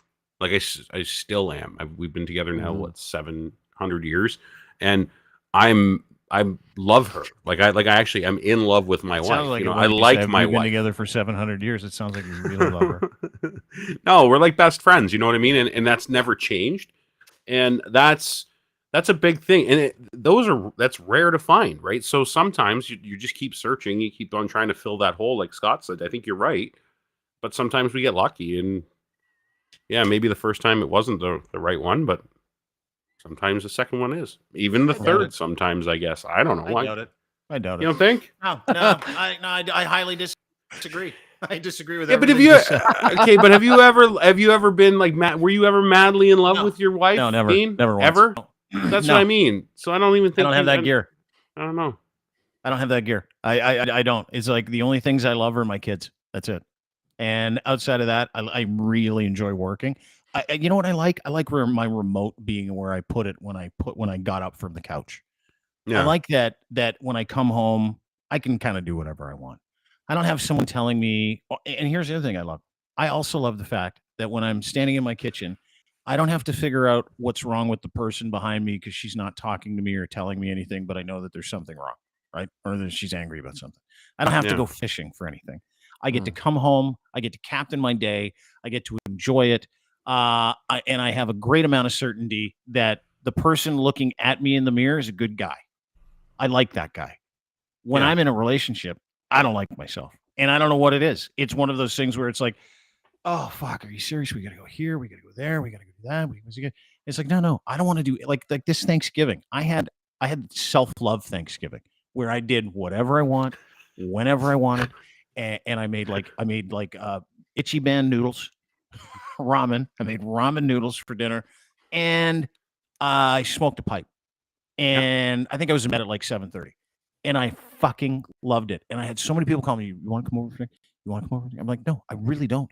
I want to be right here." Now, a lot of people would say, "Dean, that means you have some mental issues, man." And I'd be like, maybe, but I'm pretty happy here.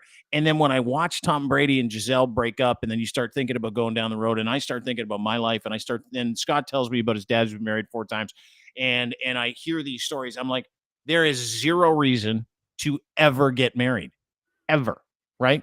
And I don't know what it is. Maybe it's the legal handcuffs. I don't know what it is. It's like, you better figure out the emotional part, because there's a legal portion here that's a real pain in the ass. I love you so much. Let's get the government involved.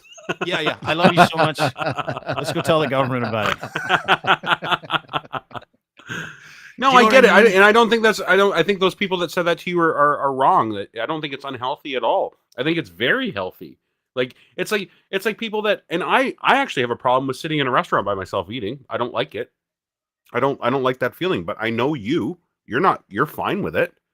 You're fine with just you. For it. You know what I mean? Yeah. And you like I it. can go to breakfast myself. Yeah. Do it all the time. Breakfast is different though. I do that sometimes. I'll go out for breakfast with my computer, have a coffee. I'll go to the movies by myself, live for it. No one's bugging me, talking to me, going, "Do you have the jubes?" No, there's none of that. It's just me watching the movie with my jubes. No one's saying, "Got the jubes? Can you hold my drink? I got to go to the bathroom." Maybe I just fucking hate being inconvenienced to the point where I look at it all like an inconvenience. Every small inconvenience, I think so. I think everything. I might be on the spectrum. I think you just need someone who elevates. Dean, I think you just need someone who elevates what you do. Someone who is also uber comfortable with themselves, that they don't need anyone, but that you guys together are powerful, but you're also fine apart. You know? Yeah, you need someone that's going to tell you to fuck off, like you like to tell people to fuck off. That's what you need. Look at both of you guys. Tell me what I need in person. You don't know anything about me. I need nobody. I need nothing. I need this. I need an ounce of really good Gary Payton 20 indica, maybe a nice indica, a couple strains. I need a couple edibles. I need some melatonin. I need a couple Leaf games. I just finished watching Andor yesterday. All up to speed on Andor. Brilliant series. Loved it. Went out for coffee with a friend of mine today. Have been on several meetups with the opposite sex. I enjoy that. It's a lot of fun. But the other stuff, no fun. And watching Tom and Gisele break up, I'm like, oh, it's just who does that? Get out of the marriage. Like if I could, honestly, God, if I could go on, like, you know how the motivational speakers go around and teach you how to be a better person? I would love to be a motivational speaker who goes around and encourages people to never get married. A demotivational speaker. Demotivational marriage speaker. Yeah, I would do that. I think you have a bit there. You get like a 3-day conference in the weekend.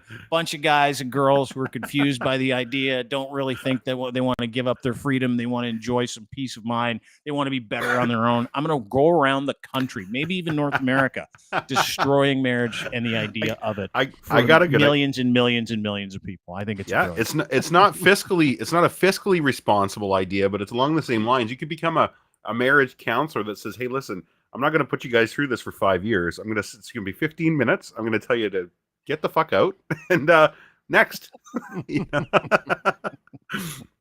We're having problems. Yeah, it's because marriage sucks. That'll be $150. Next. My husband won't listen to me. Well, it's because you're loud and annoying. Next, $150. Let's go. When I got married, I thought he'd change. Wow, the idea of changing anybody is ridiculous. That's $150, Lex. I could knock those out like the fucking Saul Goodman of destroying marriages. See? Boom, boom. You should sign up for Cameo, and that's what you offer. Oh, marriage advice. Oh my God, that's actually brilliant. I'm going to do it today. This is what I do, boys. I make money. Scotty. Oh my God, that's funny. I make money where there's no money to be made. You could break up with people. There was a guy that used to do that on TikTok or Twitter. You break up with other people for them on Cameo. Have Dean Blundell call your wife and tell you to move the fuck out. Divorce and separation Cameo. I love it. Just specifically for that. relationships, marriages, maybe like cohabitation agreements. Yeah, because it's a terrible idea. It's an awful idea. Because you don't just marry the person, you marry their entire family history and all the psychopathy that comes with it. That's where you go wrong. Right? That's the kicker. Yeah. That's the kicker. It's the toys that come with it. It's not the person. It's all the other stuff that comes in behind it. It's the fine print. And listen, that's what I call here's the thing. them. Fine print. Same thing with you ladies. You don't marry a guy. You marry that guy's entire family history, his psychopathy. Every time his dad told him he sucked. Every time his mom didn't cook him a meal and made him go to bed cold. That's what you're dealing with, okay? See this face? That's what you're marrying right there. All these problems. This is what's coming at you. You want this? And I remember you see that irregular heartbeat, high blood pressure. Because like we were talking about moving in, she's like, I should just move in, and I'm like, I don't know if that's a great idea. I'm like, I don't know. Like that. She's like, well, we've been together. I'm like, I don't know if it's a great idea. And so I remember having this specific conversation. I'm like, you're going to hate it. Yeah. And she's like, I don't care. And I'm like, you literally for years referred to as your roommate on the air. Yeah. It was never. Listen, you're gonna hate living with me. She's like, I don't care. I'm like, I think you will in year 3. No, I won't. And in her mind, she's like, I'm gonna change that guy. And guess what? Yeah. That never works. No one ever changes. And and here's the other thing. There's a little tidbit about Diener that you might like or may hate. I don't know. It doesn't matter to me because I don't care. When someone says you need to do this, whether it's good or bad, will do the exact opposite. Oh my God. Yes. On purpose. And you know why? Because I can. Yeah, I know. We all know. It works great in business, by the way, Scott, just so you know. Amazing. It's really good. You guys are bringing in a lot. Yeah, he's helping. He helps a lot. We don't have to undo anything. That's why I'm so great on Twitter. That's why we all breathed a big sigh of relief when you said you were leaving Twitter. Yeah. By the way, that's happening, but not for a couple months. So. Well, I was going to say I didn't think it was going to happen. I thought the Elon thing was the crux. I thought maybe this is now. He's like, fuck this, I'm staying. No, I'm into it now. Now that he owns it, I'm like, let's take this fucking thing for a spin. See what we can do. Who isn't, right? Bringing it all back to Elon. Who isn't pumped for this guy to take over? I'm with Scott 100%. I know Ryan's upset about all the incidental racism that I've had to wade through today, and he's had to wade through. But listen, he's going to turn this into a moneymaker. He's going to verify things. He's going to make sure this works because he can't. I'm fucking excited. And here, I'm excited for the excitement, Scotty. I'm not even lying. Like, this is going to be fucking incredible watching him try to figure this whole thing out because it's a mess. It's like a fucking massive mess. Oh, yeah. I mean, think of the verification progress as it is now. To be verified, it's nearly impossible. I mean, don't you want the official Ryan Lindley account to be verified? You are an actual broadcaster. You're a writer. You're a cheese connoisseur. And so that I think deserves a little blue check mark. And so I think there's, like I said before, I think there's a lot that can be fixed. And who cares if it ends up blowing up? Then so what? We'll find something else to complain. And it spurs competition. And Jack Dorsey's starting another thing apparently, which I'm kind of intrigued by. And we'll see what happens. And with it always writes itself in the end, right? But I just look at it from I didn't like the vibe of what's the big deal all day from a bunch of fucking white guys on Twitter that don't ever really come up against anything in their life when it comes to racism, oppression, like any of that shit, right? So I understand, like I'm trying to see it from that side a bit, not to virtue signal, but at the same time, it's like I need to put myself in the shoes of the people seeing the N-word plastered 900 times on a tweet, or I want to kill N-words and I want to kill the Jews and I want to that. Yes, it doesn't affect me. You're right, but it affects somebody else.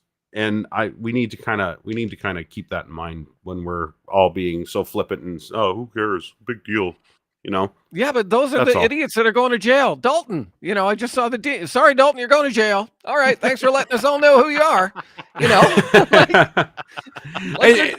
Yes, they can out themselves. Yeah, they out themselves, but most of them are anonymous accounts, and yes, they may just be doing it to troll or to be the meme edgelords that they think they are, but they're just at the end of the day, it has a consequence to somebody else that I can't speak for.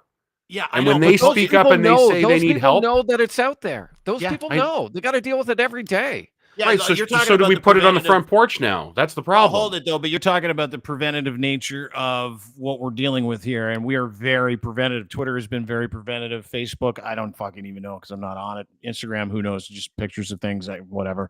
But Twitter has been very preventative, as has YouTube. Hi, YouTube. I'm not saying anything bad about you because I know you monitor this for people that shit on you. Great job. Great job. Love the algorithm. Nice. I love the colors. Play button. Awesome. But in the big scheme of things, it's like, as Scotty says, these people are going to come out in the wash. Like if indeed he's like, this isn't a hellscape. You can't just say whatever you want, even though he said he's a free speech absolutist. Dude, those things get put up every day, regardless of who's running it. Like, degenerates and Russian bots and theocratic bots and paid trolls, they're going to be here no matter what. It doesn't matter who fucking owns it. And so when we saw that uptick, it was just like, and I did it today too, where I put out a picture of Ghislaine Maxwell with Elon Musk. And I'm like, hey, remember the chick who taught him how to get blowjobs at 30,000 feet for a horse? That was her. Let's take this thing for a ride. It works both ways. If there's going to be new freedom for freedom of speech, then guys like me are actually even more excited to use the platform. So I was thinking about it today, and I'm like, I can't leave Twitter now. This is going to be a lot of fun. I knew this was going to be the TSN turning point for you. It's got to be Twitter. Right? I'm with Scotty on this one. I think it's going to be brilliant. We'll see. I think we're going to see a lot of shit, and I think a lot of people are going to be offended. But I also think it's going to show us how fucking overly preventative we are when it comes to content. How people need to fucking relax their sphincters a little bit. That's my hope. My hope is that, hey, the hate gets dealt with at the same time, bots get dealt with at the same time, because if that's the case, we're going to have a better experience. And the other part is that if you can make a better user experience for different groups, great. But more importantly, is this going to be something that we can use and we can enjoy still? Like, I fucking enjoy it. A lot of people say it's sewer. I enjoy getting into the sewer sometimes with some of these cats. Doesn't bother me because I've got pretty thick skin. And on top of it, I can employ the darker side of me. It's like letting Dean 1.0 out of the jail cell for a little run around in the yard a little bit, right? So it's not hateful, it's not hurtful, but at least you get a chance to actually speak your mind, which I'm kind of looking forward to if we get a chance to do that. And if we can make some money at it and you can turn it into something that actually benefits people, especially creators, might be a good idea. And the other part of this is he fucking hates Justin Trudeau. So there's no way he's going to fucking sit back and go, oh, Bill C-11? Yeah, you can regulate Did you see that today with Canada Proud? Bellingall sending him a tweet and he actually responded? Yeah. So now that's on his stupid radar. It's great. Thanks. Let's have Elon Musk come up to Canada and fix all of our problems. Well, I don't think he's going to fix the problem, but my point is this, is that Bill C-11 is a very preventative bill. Absolutely. It's not a good bill for Canadians. It's going to stuff free speech in a locker. It's literally the government saying, we can regulate you on social media if we want, and we'll do it through the CRTC. That is what Bill C-11 is. It's changing the algorithms so that Canadians get shut out in the States and they only get to see Canadian shit here. And it's a terrible fucking idea because the playing field is level. So if a guy like Elon Musk with 110 million followers who actually owns it, and the government says, hey, pay up or we're not using your shit, like the Facebook stuff. Did you hear about the Facebook stuff when it comes to Bill C-18? This is a fucking great little deal. Facebook is actually going to go and talk to the Senate because they said, listen, if we have to give you hundreds of millions of dollars a year for these fucking losers who willingly use our platform for their business and use it to monetize their business, if we have to give you hundreds of millions of dollars to be able to enrich them on top of already enriching them, we're going to turn off the news in Canada. Like literally, Facebook said, we're going to shut down the news portion of Facebook in the country of Canada. And I have no love for Facebook, and I've got no love for what Trudeau's doing with C-18 or C-11. No. And so to me, this is just like, again, it's like content, right, Scotty? It's one of those things where you're like, oh, we're going to see a big fucking fight. I can't wait to see how this goes because the government wants their money. The publishers want big tech's money, and Elon Musk isn't a fucking wallflower. Say what you like about what he wants. He is going to fight that because he doesn't want to have to change it for fucking anybody. He's going to want to change it for himself and for the people that use it. He's probably going to put some algorithms in there where it's like you publish a story about how Tesla lost a bunch of money in the third quarter and it'll just magically disappear. Just melts into the ether. Yeah. Tesla's down $8 billion this year. He's like, why did this story just disappear? Story didn't happen. Don't worry about it. Don't worry. You didn't see anything. And But there this is, could be again, great when you ways have to a private- monetize. There could be great ways. Sorry to cut you off, Ryan. No, you no, know, it's to good. monetize what you guys do. You know, in terms of super followers. You know, you could add super following to your platform and essentially offer people who pay you a small monthly fee exclusive content that you may not be able to otherwise. You know, That sounds that's like a lot of work. something that could come down, because there is super follows right now where people can essentially subscribe to special tweets and special content that you can't see on the normal platform. Yeah. So those, I think, are going to be rolled out a little more thoroughly in the future, and that will help things like the Dean Blundell Show, you know, monetize, and maybe Spenny can make a few bucks off of that too. I doubt it. Yeah, I think he got us kicked off today. Actually, Probably. Yeah. That's what just This happened. was nice. Was. Thanks for our last show, everybody. Really appreciate it. Glad to be a part of it. That is my friend Scott Trades at Scott Trades on Twitter. Scotty Mac is your stockmarketmentor.com. Now he teaches people how to trade, teaches people how to use the stock market, teaches people how to create independent wealth for themselves with their own money. He's not going to trade your money, so don't ask him, but he will teach you how to do it for yourself. How's the stock market been? Things pretty good? Today was a good day. I was actually way underexposed because we ended up having a monster day in the market. The S&P 500 was up about 2%, and the triple Qs up 3%. So it looks like the market is trying to kind of find a little bit of a short-term bottom here. You know, we had the CPI data out of the United States come out. The market flushed and then reversed strong. And ever since that day, the market's been kind of creeping higher, and we're seeing Bitcoin kind of find a little bit of a floor here around 20,000. So I'm excited to see how the end of the year goes. If you know, basically all of the bad news is priced in. You know, I was going back on some of the old episodes, Dean. Sorry, I know we got to go here, but I was going back on some of the old episodes, and I was on your show in March talking about inflation. And that's when no one was talking about inflation. And now you can't turn on the news without the word inflation being on. And so the market prices things in before it actually happens. And that's one of the benefits of staying engaged with what the stock market is doing and what the market is talking about, because a lot of the stuff that's happening now in terms of recession, you know, we're not going to see the impact of all of these rate increases from both the Federal Reserve, the Bank of England, you know, the ECB and the Bank of Canada. We're not going to see the effects of that for another 6 months. And in 6 to 12 months, the economy could be way worse off than it is now, because the crunch of everyone having to refi their mortgage at higher rates or refi their credit card, you know, whatever it might be. Yeah. All of that stuff is yet to come down the pipe. And so, you know, we're on the brink of, you know, what could be a real bad year and a half here in the economy. Say it. Say Recession. it. R word. Say it. It's coming. No, don't say the R word. Is it coming? No, I want to hear it. Oh, no, that one. Different one. Yeah. I don't know the other one. Recession. Is it coming? I'm pretty sure we've been in one for a while. Yeah. How come no one said like anything? the last couple of months? Going? Yeah, I feel that too. And if you understand how interest rates works, and by the way, fuck, Trudeau did a number to Turkey. Their interest rates are like 80%. Mm-hmm.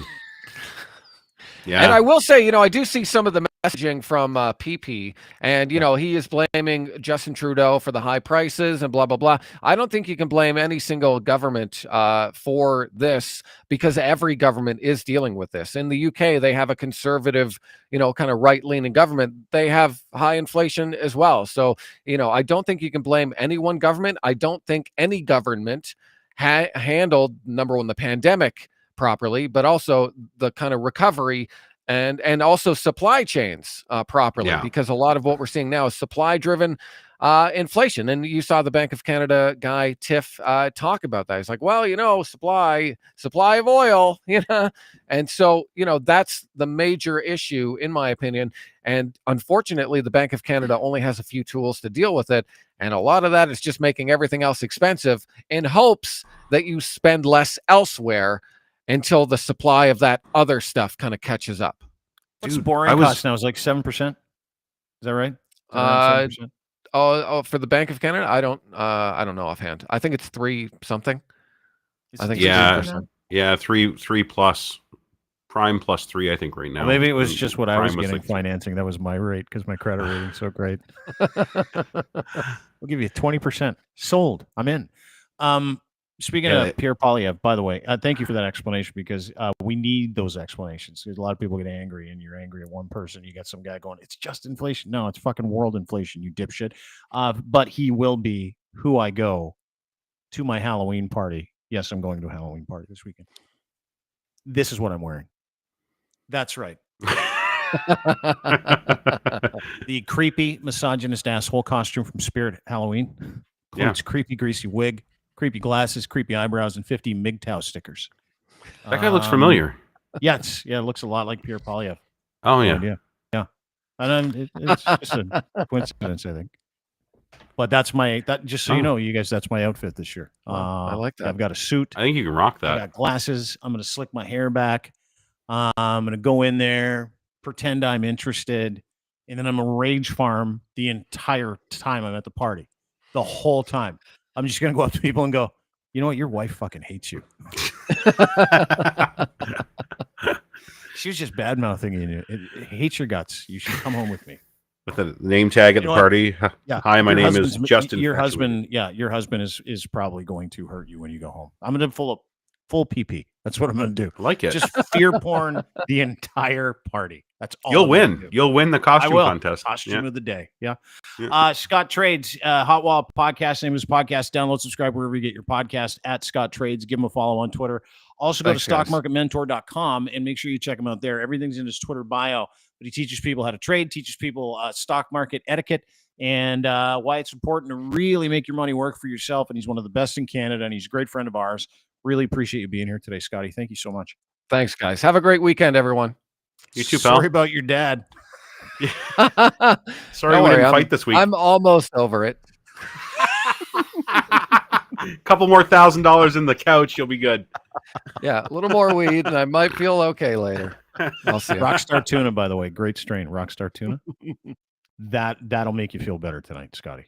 Just want to let him know. Rockstar Tuna. A little more Rockstar Tuna. I love weed names. Have I ever told you? Like this is actually my most favorite thing in the world. I want to be the guy that names weed. I think it's the funnest job ever. There's a medicinal weed called Alaskan Thunderfuck, for crying out loud. Of course you do. That's amazing. I would be so good at that. You really would be. Anyway, great to see you, Ryan. Lynn's Report. Download, subscribe his podcast anywhere you get your fine podcasts. Have a great day. Thanks, pal. Have a great weekend. See you tomorrow. Anytime. We'll talk to you soon. Monday. Ryan Lindley. What's that? Monday. You're back Monday? You coming in Monday? Yeah, I should be here Monday. All right. See you Monday, bud. See you there. Bye. There you go. Ryan Lindley. That's it for us. Have a great day. Don't forget, I want to thank our partners at kivlaw.ca. Good people. If you're looking for legal help, you're in a bit of a legal mess, you're in a little bit of trouble. Huh? What'd you do? Do something wrong? Been accused of doing something you didn't do? Just need to get some kind of legal issue taken care of so you can achieve freedom in your life. Maybe you got some charges that have been hanging over your head and you're like, I'm not going to do that. I want to go to the States. Can't do it. Listen, your best friend is a great defense lawyer and the best in Southern Ontario, kivlaw.ca. Email Rob today, Robert at kivlaw.ca. Rob Kivlikin, he's the principal at kivlaw.ca. He's going to help you get out of trouble. And he's also going to do the responsible thing and help you stay out of trouble. It's what he does. And he also makes sense of a legal world where everybody weaponizes the legal system. We had some guy sue us last week. Well, fuck, whatever. It was one of the convoy lawyers. He sent us a letter last week. And I'm like, what is this? And turns out it's ridiculousness. It's all ridiculousness. So what you do is you go get a good lawyer. We're surrounded by them. And Rob's one of the best. Kivlaw.ca. Again, Robert at kivlaw.ca. Criminal defense attorney and defense lawyers that are at your beck and call no matter what time it is, no matter what you need. Robert at kivlaw.ca again today. Check them out. Also, special thanks to our guys down at Ed's Fine Imports for making this possible. Clothing for men and boys. He also sells Gitch, luxury branded underwear, boxer briefs that he made himself. That's what he did. He made them himself. And they're Canadian made for Canadian guys. So you know they're going to fit perfectly. Canadian guys have a little extra something. This is how we're operating up here. It's what we do. It's part of the DNA. It's just genetic culture up here. So you have to have special underwear if you're Canadian. Gitch 3 would be that underwear. Canadian made for Canadian guys. Boxer briefs, luxurious with the pouch in the front.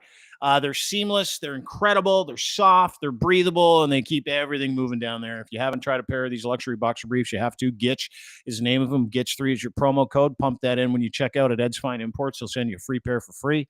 Again, edsfineimports.com. Gitch3 is your promo code. And, of course, Easy Auto Financial. They've been helping people get in cars. Listen, it's hard to get financing for vehicles. It really is. And depending on your credit rating, it's even more difficult. There are people out there that are willing to help you get the best rates possible and set you up for success in buying a vehicle so that you don't have to dick around and do any of this stuff. It's all turnkey. These are your best friends when it comes to buying a car. EasyAutoFinancial.ca. Check them out today. You'll be glad you did. Have a great day, everybody. Appreciate you being here. And a wonderful week and a great weekend. Take it easy at the Halloween parties. Don't get too wasted. And if you do, sleep it off. Little Caesar in the morning. Stay in the circle of booze. It's the best way to get over a hangover. Have a great day. See you Monday. Enjoy the weekend. Happy Halloween-ish. Bye.